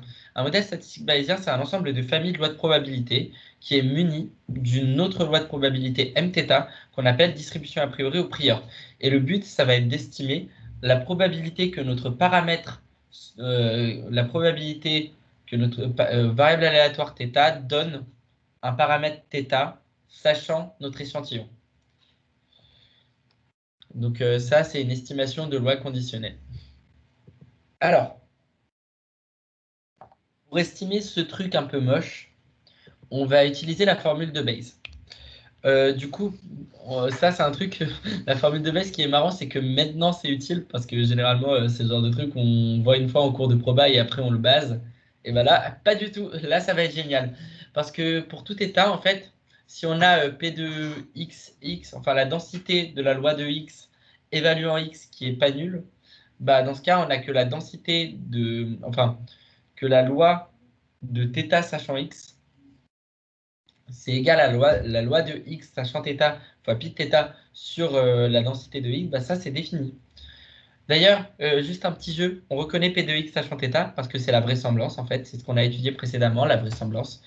Et P de x sachant x, en fait, c'est une constante de normalisation et généralement on va la baser parce que ça sert à rien de la calculer généralement parce que c'est juste du calcul moche et c'est pas du calcul qui est utile parce que nous ce qu'on veut comme résultat c'est un résultat sur θ. Donc ça, c'est une constante, puisque ça ne dépend pas de θ. Et du coup, ce qu'on note, c'est généralement P de x, θ sachant x, c'est proportionnel à P de x sachant θ fois pi de θ. Maintenant, comment est-ce qu'on obtient notre P de θ sachant x?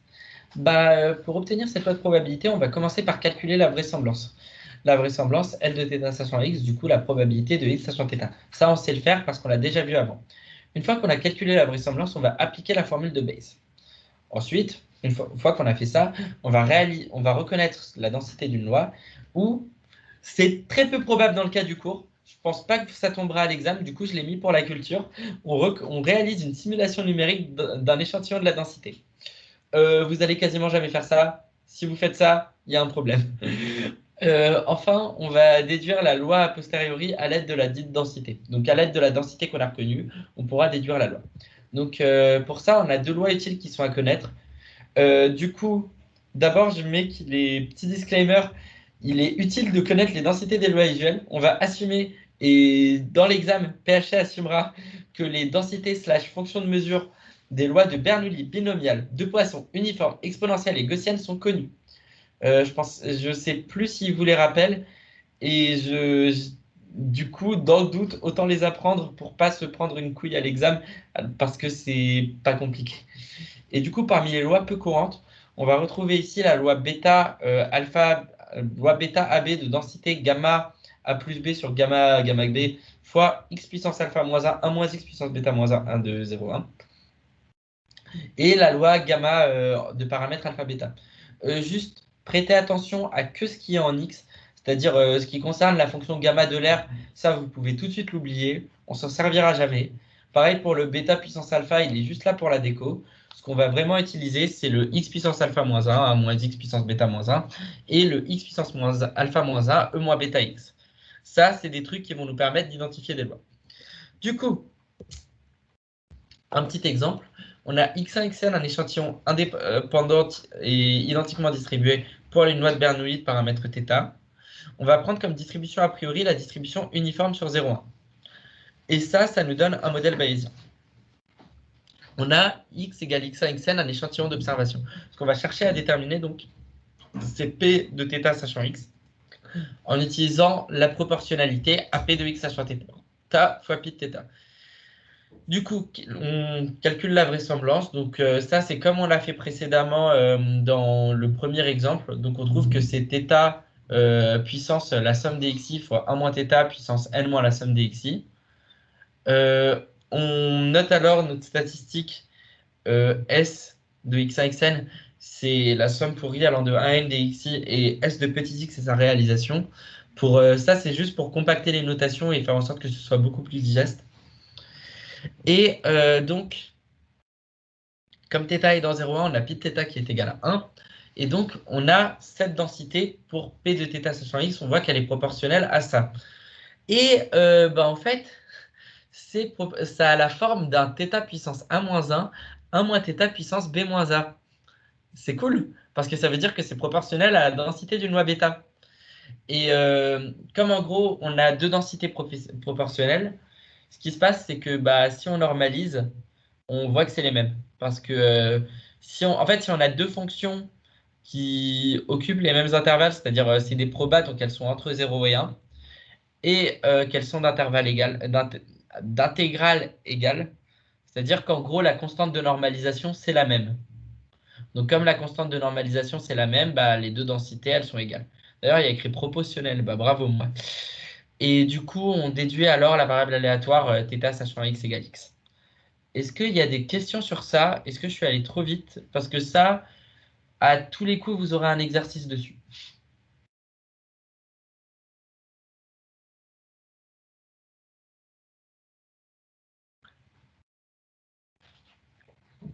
Donc, est-ce qu'il y a une question sur ces 4 étapes?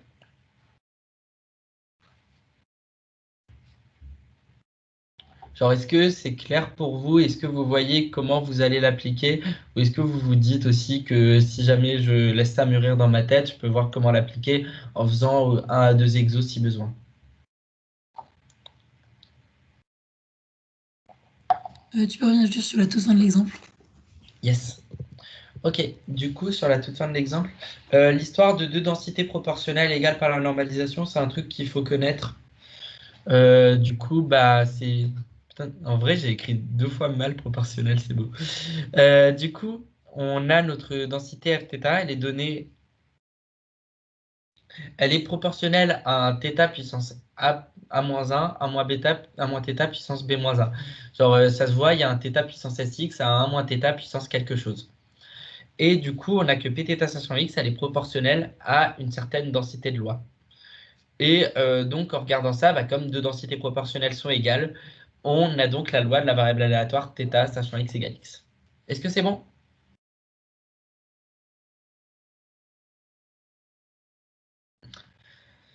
Si pas de questions, je vais dire que c'est bon. Si, excuse-moi, juste pour le Yes. pi de θ, comment tu le calcules? Pi de θ, tu le calcules pas. En gros, pi de θ, il est donné. Donc ici, pi de θ, c'est la distribution uniforme, donc ça vaut 1 de 0,1 de θ. Et comme θ, il est dans 0,1 a priori, bah, ça vaut toujours 1. Généralement, en fait, alors, dans le cadre de la partie statistique du cours, je précise cadre de la partie statistique, la distribution a priori, elle sera donnée. Ils ne vous demanderont pas de la calculer. Et donc, du coup, c'est juste, bah, il faudra faire un calcul avec cette distribution donnée. Voilà. Donc maintenant, le prior, juste une petite parenthèse, même si je pense pas que là, c'est une petite parenthèse pour la culture sur le prior. Donc en gros, il y a juste comment est-ce qu'on choisit le prior. Donc là, j'ai mis un petit topo rapide qui est plus détaillé dans votre cours. En gros, le prior, c'est juste qui traduit c'est différentes manières. Donc dans le cas idéal, bah, c'est qu'on connaît le phénomène. Sinon, on a des priors qui permettent de faire en sorte que les lois a posteriori et les priors soient dans la même famille de lois de probabilité. C'est des priors un peu spéciaux, je n'ai pas d'exemple en tête, mais je sais que ça existe. Et il y a des priors non informatifs, c'est-à-dire des priors qui ne donnent rien sur la variable θ et qui, eux, traduisent notre manque de connaissance du processus. Pour voir plus de détails, je vous invite à regarder votre cours si ça vous intéresse. Mais c'est vraiment si ça vous intéresse parce qu'a priori, bon, c'est à moitié pour la culture. Pareil pour des prieurs conjuguées, du coup. des prieurs conjuguées. J'ai pas nécessairement d'exemple en tête, mais je crois. Alors, si en fait j'ai un exemple, si tu as une variable aléatoire qui suit, si tu as ta vraisemblance qui te donne une loi normale, ton P de xi sachant θ qui te donne une loi, P de x sachant θ, ça te donne une loi normale, et que tu as un prior gaussien qui est aussi une loi normale, alors ça te donne un posteriori gaussien. Ça, c'est juste un exemple. C'est du coup, en fait. C'est quoi l'intérêt de. Enfin, En fait, l'intérêt, l'intérêt, c'est d'avoir la même famille de lois de probabilité, c'est-à-dire dans ce cas, tu conditionnes la loi de probabilité de ton posteriori, et dans ce cas, c'est plus facile à étudier. Parce que ton posteriori, parfois, du coup, comme on l'a vu précédemment, il peut ne pas avoir la même loi. Et enfin, il peut avoir un truc qui fait que tu as à faire des simulations numériques. Et les simulations numériques, ça peut être embêtant. Et du coup, quand tu n'as pas envie d'en faire, tu peux peut-être utiliser des priors astuces, en gros, qui vont te ramener vers quelque chose que tu connais.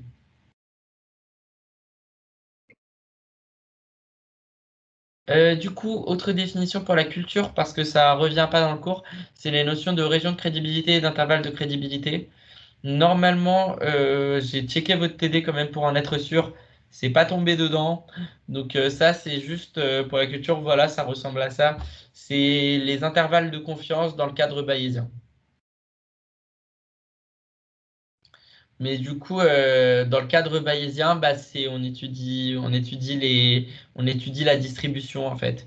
On étudie des zones telles que l'intégrale de notre distribution soit supérieure à 1 moins alpha. Du coup, c'est un peu différent et je ne crois pas que normalement vous l'étudiez trop, les régions de crédibilité. Pareil pour l'estimation ponctuelle, c'est encore un point, enfin c'est un point à moitié pour la culture parce qu'en machine learning, vous le reverrez, je pense. Et du coup, c'est pour pouvoir prendre des décisions, on utilise ce qu'on connaît de la distribution en prenant comme paramètre pour faire une estimation ponctuelle le minimum de l'espérance de la fonction de perte. La fonction de perte, c'est juste une fonction qui représente le coût de se tromper, c'est-à-dire à quel point ça peut être grave de faire une erreur, à quel point je suis éloigné de ma vraie donnée.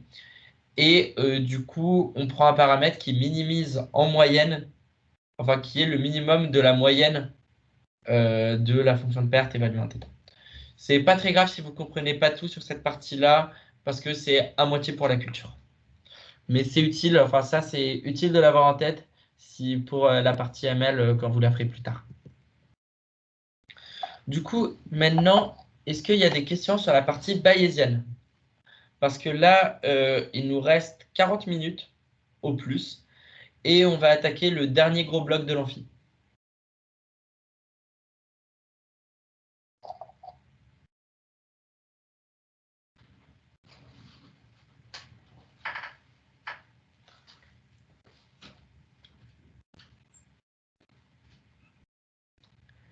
Est-ce que vous voulez que je revienne sur quelque chose en attendant, genre par exemple des histoires d'estimation paramétrique ou de Bayes, si jamais il y a des trucs qui n'étaient pas clairs dans les parties précédentes?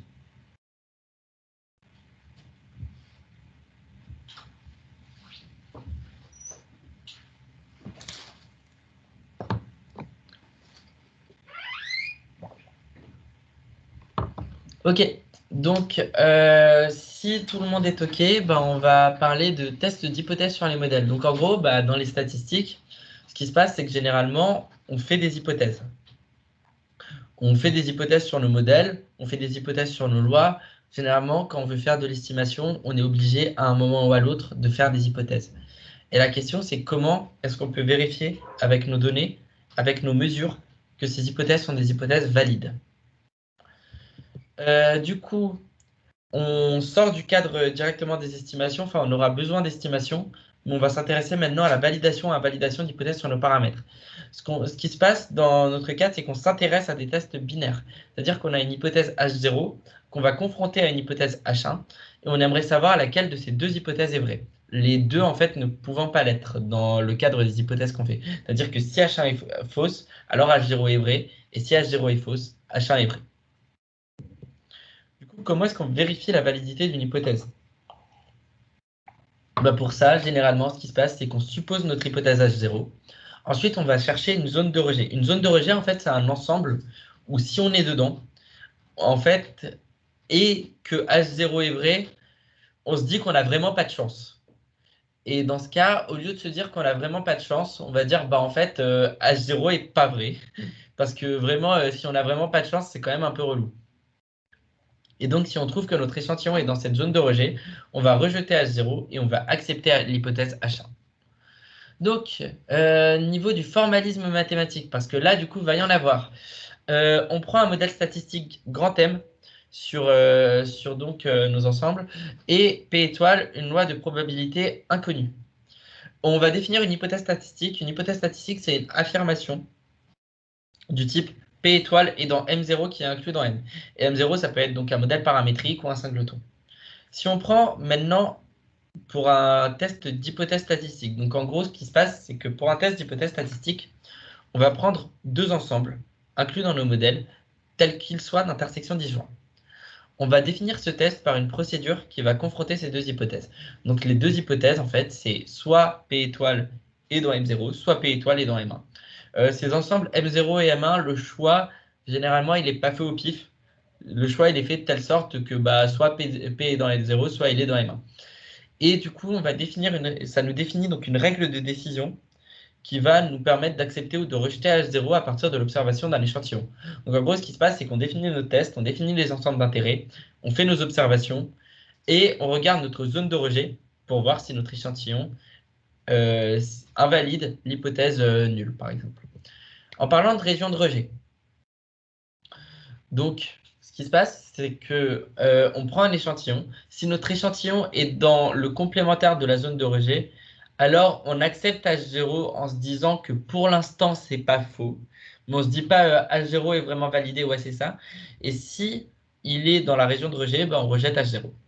Donc la définition d'un test, c'est notre triplet M0, M1, R, nos deux familles de lois de probabilité et la région de rejet. Maintenant, la région de rejet. Comment est-ce qu'on l'a... Alors, juste avant de se lancer sur la construction de région de rejet, est-ce que c'est clair ces histoires de tests statistiques? Parce que généralement, c'est un peu compliqué. Du coup, si c'est pas clair, go me le dire, je réexplique clairement. Moi, je vois juste une petite question. C'est du coup, dans le cas général, on pourrait avoir M0 et M1 qui sont juste disjoints sans être de réunion égale à M. Ah, ils sont pas de réunion nécessairement égale à M. On les prend dans M, mais c'est juste que, en gros, enfin, on se dit que soit il est dans M0, soit il est dans M1. Et j'imagine, ça, on ne l'étudie pas dans le cadre du cours de stats, mais il peut y avoir des tests statistiques plus vastes où on ne compare pas que deux hypothèses. D'accord, ok. Mais du coup, dans le cours de stats, c'est vraiment binaire. Soit il est dans M0, soit il est dans M1. Et on ne va pas considérer le cas où il est ni dans l'un ni dans l'autre.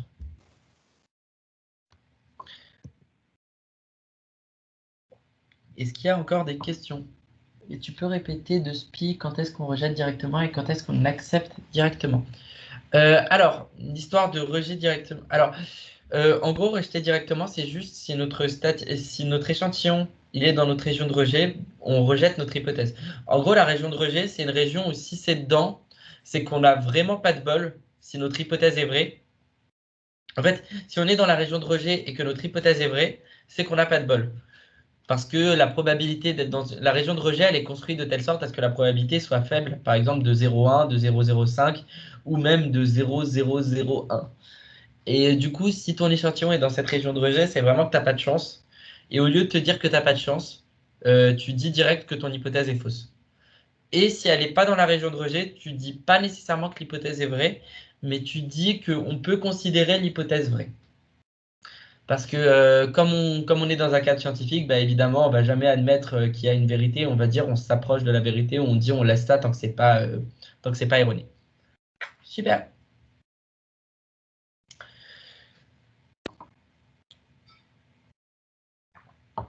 Ok, du coup, maintenant, comment est-ce qu'on construit cette région de rejet? Bah, pour ça, on utilise une statistique de test. T. Cette statistique de test, c'est une statistique dont on connaît la loi. Et la région de rejet, elle sera alors de la forme un ensemble de x1, xn, tel que la statistique évaluée en ces points soit dans notre région, soit dans un ensemble W avec W un sous-ensemble de R.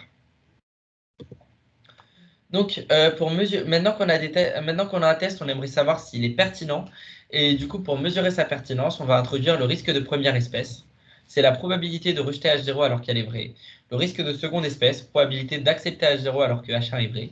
La puissance du test, qui est la probabilité de rejeter H0 alors que H1 est vrai. Et la puissance, c'est une mesure assez intéressante car plus elle est élevée, plus le test il est pertinent lorsqu'il s'agit de rejeter l'hypothèse H0 quand elle est fausse. Du coup, petit formalisme maintenant. Alors, peut-être avant du formalisme, en gros, ces différentes notions, elles existent parce qu'on peut avoir différents types de tests selon ce qu'on veut dépister, enfin, selon ce qu'on veut trouver. Par exemple, imaginons que l'hypothèse H0, c'est, par exemple, pour de la détection de risque, je vais peut-être inverser. Je ne sais plus si l'hypothèse H0, c'est le patient est sain ou s'il a une maladie. Je crois que l'hypothèse H0, c'est le patient est sain. Et du coup, le risque de première espèce, ça devient le fait de dire que le patient est sain, enfin le patient est malade alors qu'il est vrai, et le risque de seconde espèce, c'est le fait de dire que le patient est sain alors qu'il est malade, en gros. Moi, j'ai une question sur la remarque, en fait, parce que pour moi, la puissance, enfin, quand on dit alors que H1 est vrai, donc c'est plutôt pour rejeter l'hypothèse H0 quand c'est l'autre hypothèse qui est vraie. Oui, mais c'est juste que là, on est sur des tests binaires où H0 fausse implique H1 vrai. Donc en gros, H0 fausse et H1 vrai, dans les tests qu'on étudie, c'est la même chose. C'est juste ce qui se passe dans le cadre des tests qu'on fait dans le cours de stats, enfin dans le cours de stats de GPA. Ok, du coup, maintenant on met juste des probas dessus. Donc c'est la probabilité que x1, xn soit dans R, alors que quand la loi que P étoile que l'on cherche est bien dans M0. Le risque de seconde espèce, c'est la probabilité que x1, xn soit dans ne soit pas dans R alors que la loi qu'on cherche est dans M1. Et la puissance du test, c'est 1 moins la probabilité, en supposant que la loi P étoile que l'on cherche est dans M1. Ces histoires de supposer que la loi P que l'on cherche est dans un ensemble, on va voir ça plus en détail lorsqu'on traitera de tests simples, c'est-à-dire des tests θ égale θ0 et θ égale θ1. Donc ça, c'est peut-être un peu flou, mais vous en faites pas. On va définir la taille du test pour un test par M0, M1, MR par alpha. C'est en fait le sup pour toutes les lois de probabilité qu'on trouve dans l'ensemble de l'hypothèse, ou qui est celui qui correspond à l'hypothèse nulle. Des probabilités de R, c'est par rapport à l'exercice, on mesurait la précision d'une balance.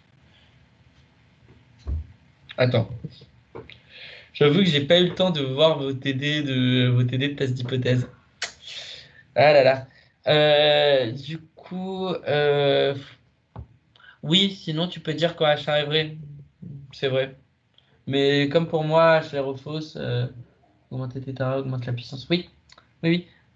C'est parce que, Antoine, c'est un test simple, θ égale θ0 et le H1 c'est θ égale θ1. C'est ça, ouais. Ok, du coup, ça, on en parle juste après, en fait.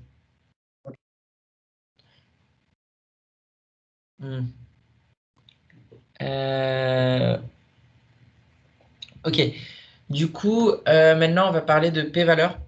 Donc, la p-valeur, en gros, c'est la plus petite taille d'un test. En fait, je suis allé vite. La taille d'un test, c'est le sup pour toutes les lois de probabilité qui existent de la probabilité de l'ensemble de rejet, de la région de rejet. Et si on a un majorant de la taille du test, par exemple, si je sors alpha 0 supérieur ou égal à alpha, c'est ce qu'on appelle un niveau de test, un niveau de test. Donc, on va chercher maintenant la plus petite taille d'un test qui conduirait à rejeter H0. Ça, on appelle ça la p-valeur. Donc, en gros, la p-valeur, c'est qu'on a plein de régions de rejet.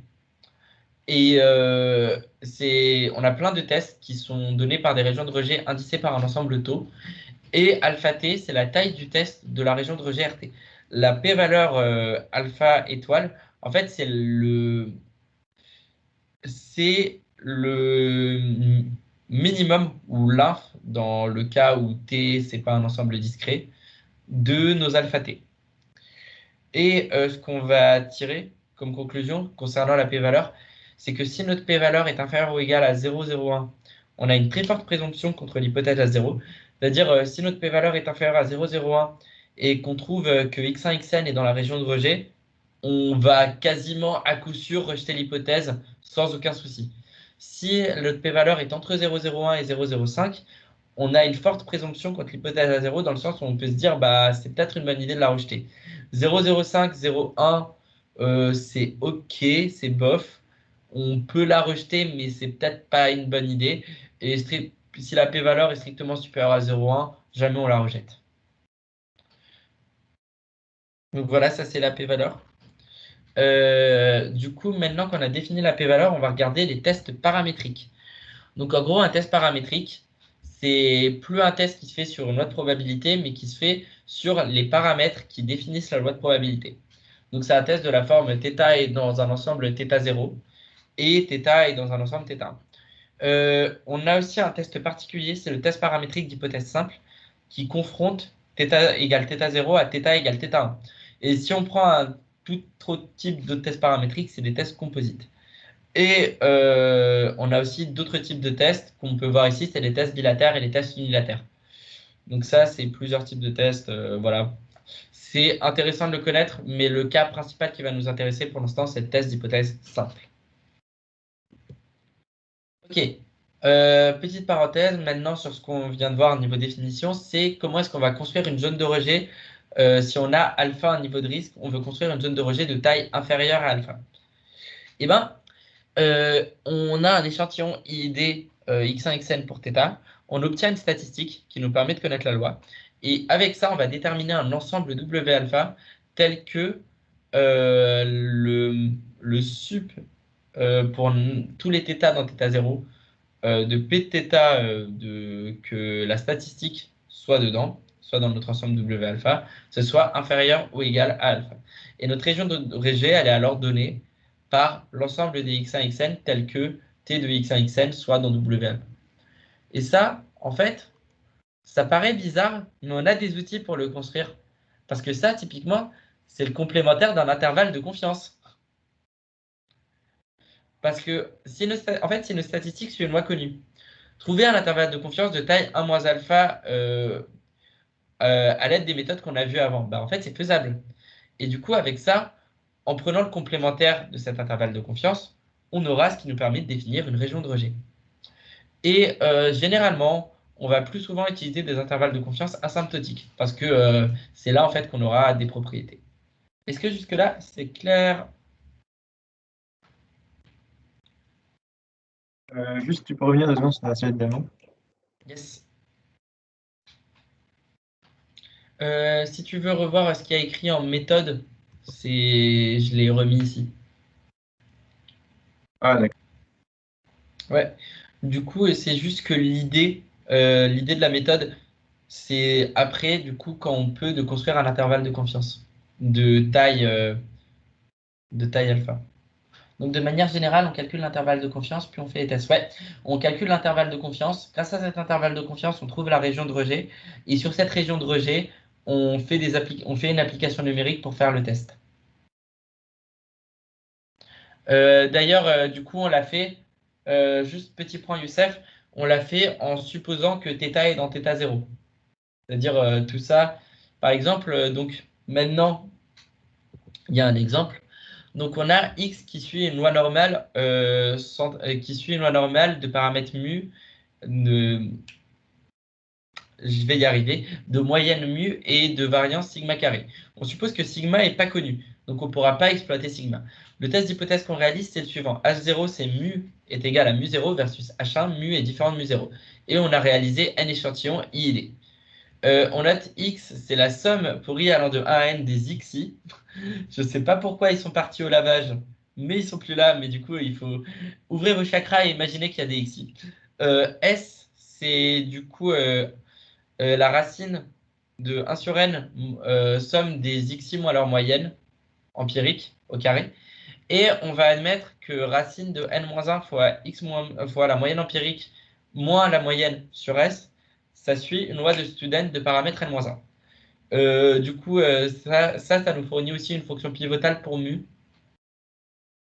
Et donc, on a que pour que soit H0, cette statistique-là, du coup, en remplaçant mu par mu0, ça suit une loi de Student de paramètre n-1. Et donc, pour alpha, un niveau de risque fixé, on a alors que la probabilité, enfin, on a alors que ça nous fournit un intervalle de confiance de taille exactement 1 moins alpha. Là, on n'est plus dans le cas asymptotique, on a un intervalle de confiance parce qu'on a une statistique qui marche. Et en prenant le complémentaire de cet intervalle, on a alors une région de rejet. Pour les quantiles, d'ailleurs, je n'ai pas précisé, mais juste les quantiles, vous n'aurez jamais à les calculer. Les quantiles, c'est le prof qui vous les fournit. Donc ça, vous ne tracassez pas, c'est moche. Vous n'avez jamais à les calculer, c'est juste vous regardez sur une table et vous dites « Oh tiens, c'est bon !» Et du coup, pour la région de rejet, donc après, une fois qu'on a ça, maintenant, il suffit juste de faire une application numérique avec les données qu'on a. Et après, c'est bon. Petit point aussi, X bar et S. Et petit S, c'est X bar et S évalués sur les données mesurées. Ah, j'ai un OK. Voilà. Est-ce qu'il y a des questions?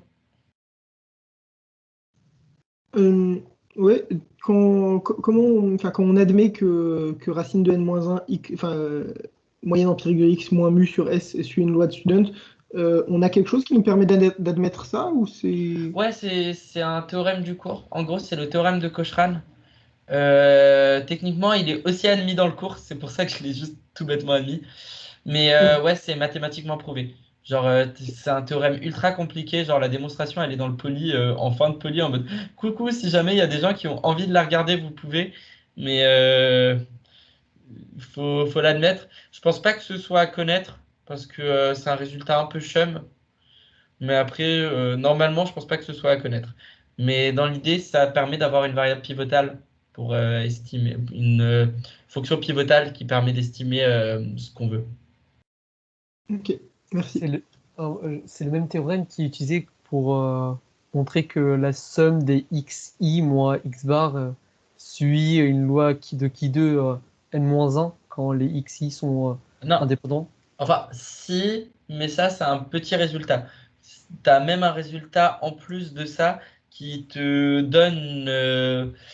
En vrai, il y a pas mal de résultats qui déboulent du théorème de Cochran qui est dans le cours. C'est un théorème après qui a été utilisé pour un exemple. Donc, je pense pas qu'il soit nécessairement à connaître. Mais pour la culture, il y a pas mal de trucs cool dessus. Et le théorème, en fait, est assez stylé dans la démo. Du coup, est-ce qu'il y a d'autres questions? Alors, c'est obligé qu'on la fournisse ou du coup il faut faire la classique non, non, non, cette histoire de racine de N-1 x bar moins mu sur S, c'est beaucoup plus compliqué que la classique Slotsky continuité TCL. C'est vraiment un résultat compliqué, hein. Mais oui, la statistique que tu vas utiliser, généralement, ça s'obtient par les théorèmes asymptotiques ou par des théorèmes que tu connais. Enfin, pas des théorèmes que tu connais, mais des résultats que tu as sur les lois. C'est comme ça que tu vas obtenir les statistiques te permettant de construire tes régions de test. Ok. Est-ce que c'est bon pour tout le monde? Si j'ai pas de réponse dans 1 minute, je considère que c'est bon. En vrai, je vais finir dans les temps. Il reste 8 slides et je suis à 20 minutes des 2 heures. Ce qui est à peu près un exploit. Du coup, pour les tests simples, donc on va définir donc, la fonction puissance du test. Et la fonction puissance du test, en gros, c'est juste la probabilité que l'échantillon soit dans la région de rejet, suivant le θ qu'on choisit. La taille du test, elle est alors donnée par le sup pour les θ dans la région θ0 des pi θ. Et pour un test d'hypothèse simple, on a alors une manière plus facile d'exprimer la taille du test et le risque de première espèce, et la puissance du test et le risque de deuxième espèce, qui dépendent que des trucs de θ de H0 et de H1. Du coup, maintenant, si on prend T et T' de tests paramétriques, de fonctions de puissance respectives pi et pi', si θ1 c'est un singleton, on a que T est plus puissant que T' si pi de θ1 est strictement supérieur à pi' de θ1. Et si θ1 est quelconque, on dit que T est uniformément plus puissant que T' si pour tout pi dans θ1, pi de θ est strictement supérieur à pi' de θ. Du coup, j'ai fait effectivement une connerie tout à l'heure en disant que la puissance c'était utile pour le rejet du test. Maintenant, je m'en rends compte. Désolé, désolé, du coup, je reviens sur ça et ce sera modifié. Donc voilà. Et maintenant, donc, on va parler du test de rapport de vraisemblance. Parce qu'en fait, cette notion de puissance, du coup, pourquoi j'en reparle? Parce qu'on a un test du rapport de vraisemblance qui est le test le plus puissant pour des tests d'hypothèses simples sur donc un échantillon. Donc en fait, le test du rapport de vraisemblance de niveau alpha, c'est un test tout bébête. Si on prend les vraisemblances de θ1 et θ0, et on le fait le rapport. Et avec ça, l'idée, c'est de construire une région critique à partir de cette statistique. Du coup, on utilise ce test pour obtenir une statistique de test. Et en gros, ce qui se passe en pratique, c'est pour déterminer la zone de rejet, c'est qu'on calcule le rapport de vraisemblance, puis on va étudier l'inégalité lambda de x1, xn strictement supérieure à c alpha, jusqu'à simplifier au plus l'expression de la région de rejet. C'est-à-dire on veut faire plein d'équivalences sur les inégalités pour qu'après on se débrouille et que tout s'arrange. Et que donc on ait une région de rejet qui soit pas horrible à exprimer en servant des hypothèses qu'on a sur les paramètres de base.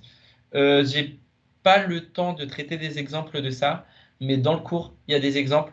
Et pour tout ce qui est la partie de la fin sur les tests, je vous conseille de regarder le cours parce que comme c'est une partie assez mastoc, on a choisi de ne pas la mettre au complet dedans, dans le sens où il n'y a pas les exemples, où il n'y aura pas où il y aura pas des trucs qui peuvent fournir un éclaircissement.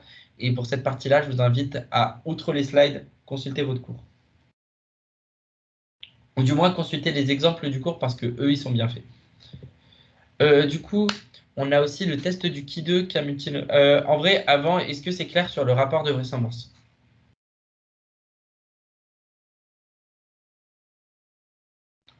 Vu que j'ai environ 15 minutes là. Ok. Du coup, on regarde maintenant pour le cas multinomial, le test du Ki2. Donc en fait, on définit vite fait la loi multinomiale. Je ne comprends pas la définition de C alpha. Ok, Christian. La définition de C alpha, en fait, C alpha, c'est c'est un paramètre que tu définis de telle sorte à ce que la probabilité que x1, xn soit dans ta région soit inférieure ou égale à alpha. Donc C alpha, il est défini par l'inégalité. En gros, c'est le paramètre tel que ça marche. Tu vois? Est-ce que c'est clair?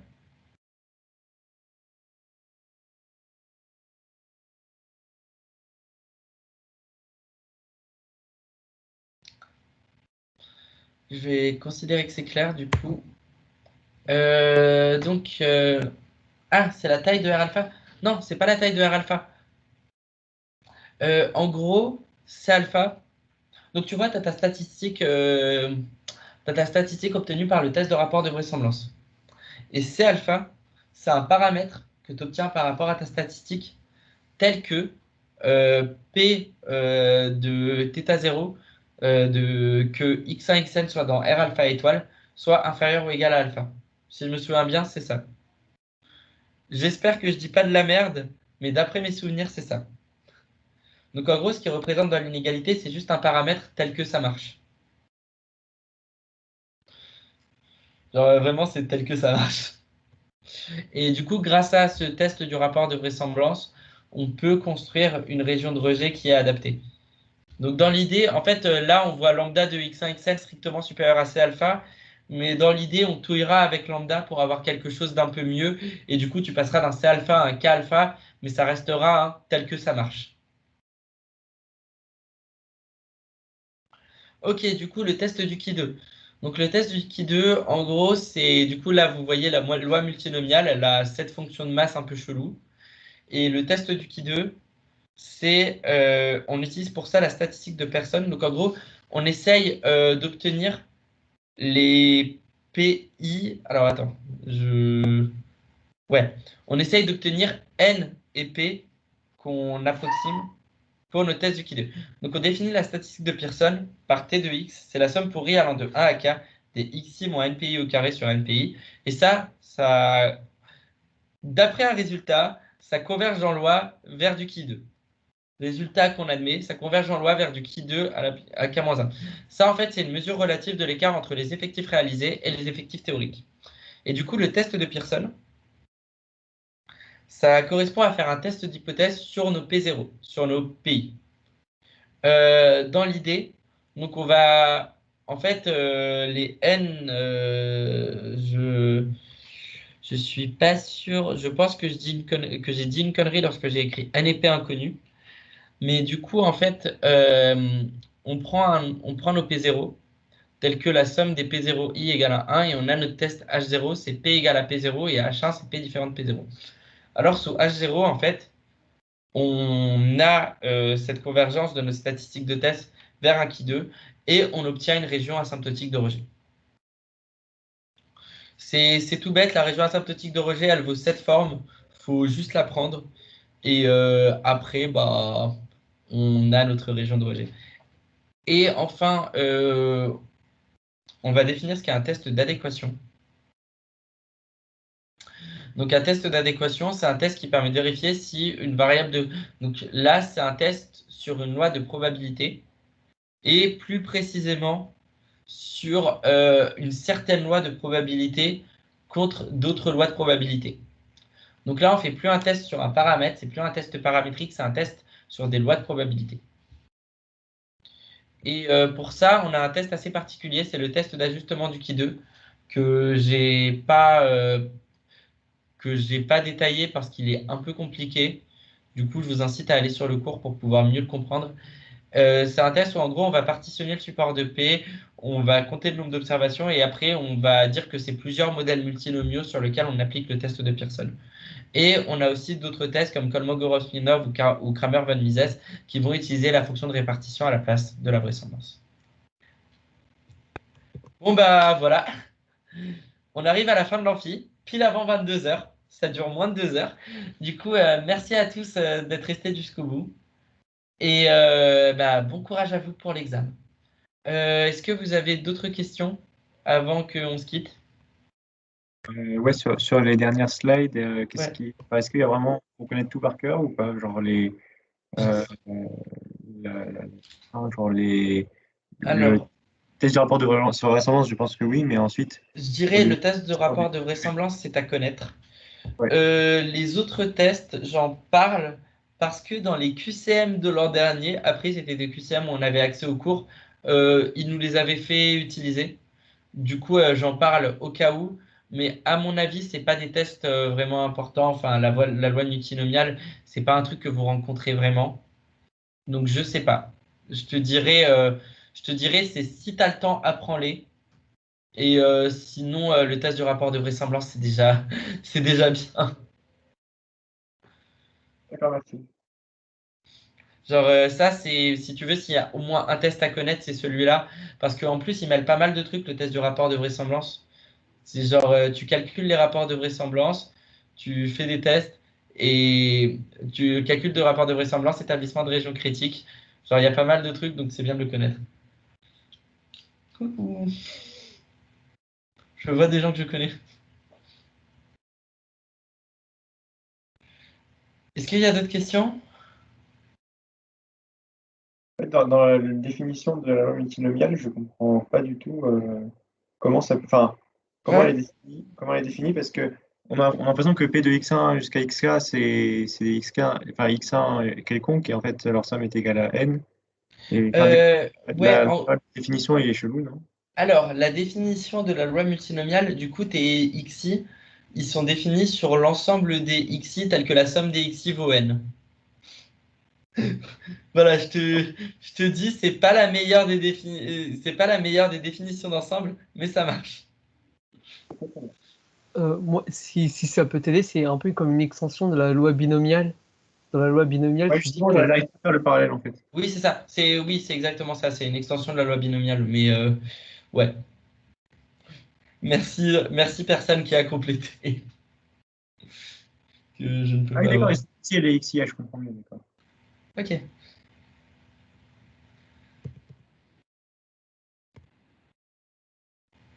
Du coup, il y aura donc normalement il y aura le replay de l'amphi. On va le mettre accessible d'ici environ samedi.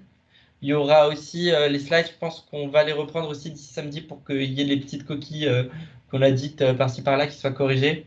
Et du coup, tout sera sur la upload. On fera un assez bon mail à la promo pour le dire coucou si jamais vous voulez voir ça. Et je pense que c'est tout. Donc, s'il n'y a pas d'autres questions, j'annule la présentation dans 5 secondes. Merci Axel. Ok, du coup, il n'y a pas d'autres questions. J'arrête la présentation.